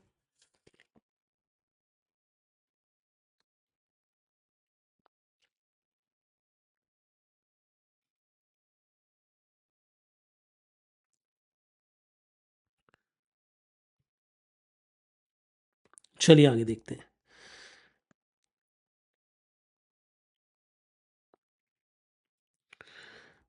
इसे ना कल ही स्टार्ट करेंगे क्योंकि अब मुझे डिविडेंड री-इन्वेस्टमेंट के बारे में बात करनी है, तो ये वाला प्लान मैं कल ही स्टार्ट करूँगा। तो आज के लिए इतना ही रखते हैं बेटे क्लास में। अब आपका होमवर्क मैं आपको बता देता हूँ कि आपने क्वेश्चन नंबर 2 से लेके, वैसे 2 और 3 हमने क्लास में कर लिए हैं, है ना? 2 और 3 हम क्लास में कर चुके हैं। 4th हमारा होमवर्क है।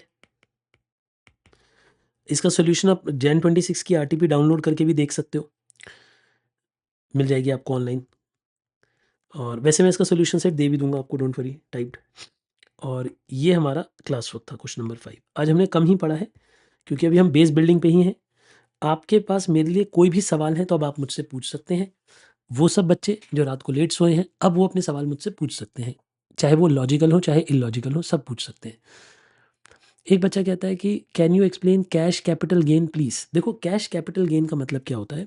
जो कैपिटल गेन रियलाइज़ हो गया। अब मैं सिर्फ़ एक्सप्लेनेशन दे रहा हूँ बेटा, जिन्होंने जाना है जा सकते हैं। मैं बाकी बच्चों के डाउट्स ले रहा हूँ बैठ के। देखो, मेरी बात को समझो। हम सब लोगों ने पैसा दिया म्यूचुअल फंड को। म्यूचुअल फंड ने ये पैसे से रिलायंस के शेयर्स खरीदे। वो शेयर थे 1000 रुपए के। बाद में वो शेयर 1200 रुपए में उन्होंने बेच दिए। उन्होंने बाय किए, उन्होंने सेल किए, तो अब उनके पास 200 रुपए का कैश कैपिटल गेन आ गया। किसके पास आ गया? म्यूचुअल फंड हाउस के पास। मेरे पास नहीं आया, म्यूचुअल फंड हाउस के पास आया।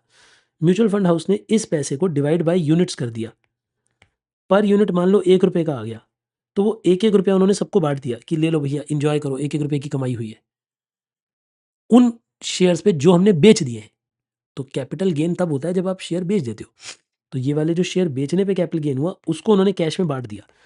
क्या ऐसा सब करते होंगे? नहीं। ग्रोथ वाले फंड नहीं करते होंगे। ग्रोथ वाले फंड तो इस पैसे को रीइन्वेस्ट करते रहते हैं, घुमाते रहते हैं। बेचेंगे रिलायंस के शेयर 1200 में, तो 1200 में नए शेयर और कोई खरीद लेंगे। ठीक है जी। एक बच्चे ने कहा लॉस भी हो सकता है, बिल्कुल लॉस भी हो सकता है, बट लॉस बाँटा नहीं जाता। लॉस फिर एनएवी को कम कर देता है। अगर लॉस होगा तो उससे आपकी बची हुई एनएवी कम हो जाएगी, क्योंकि एंड में तो सब कुछ टोटल करके एनएवी आएगी, तो उसमें वो पैसा माइनस हो जाएगा।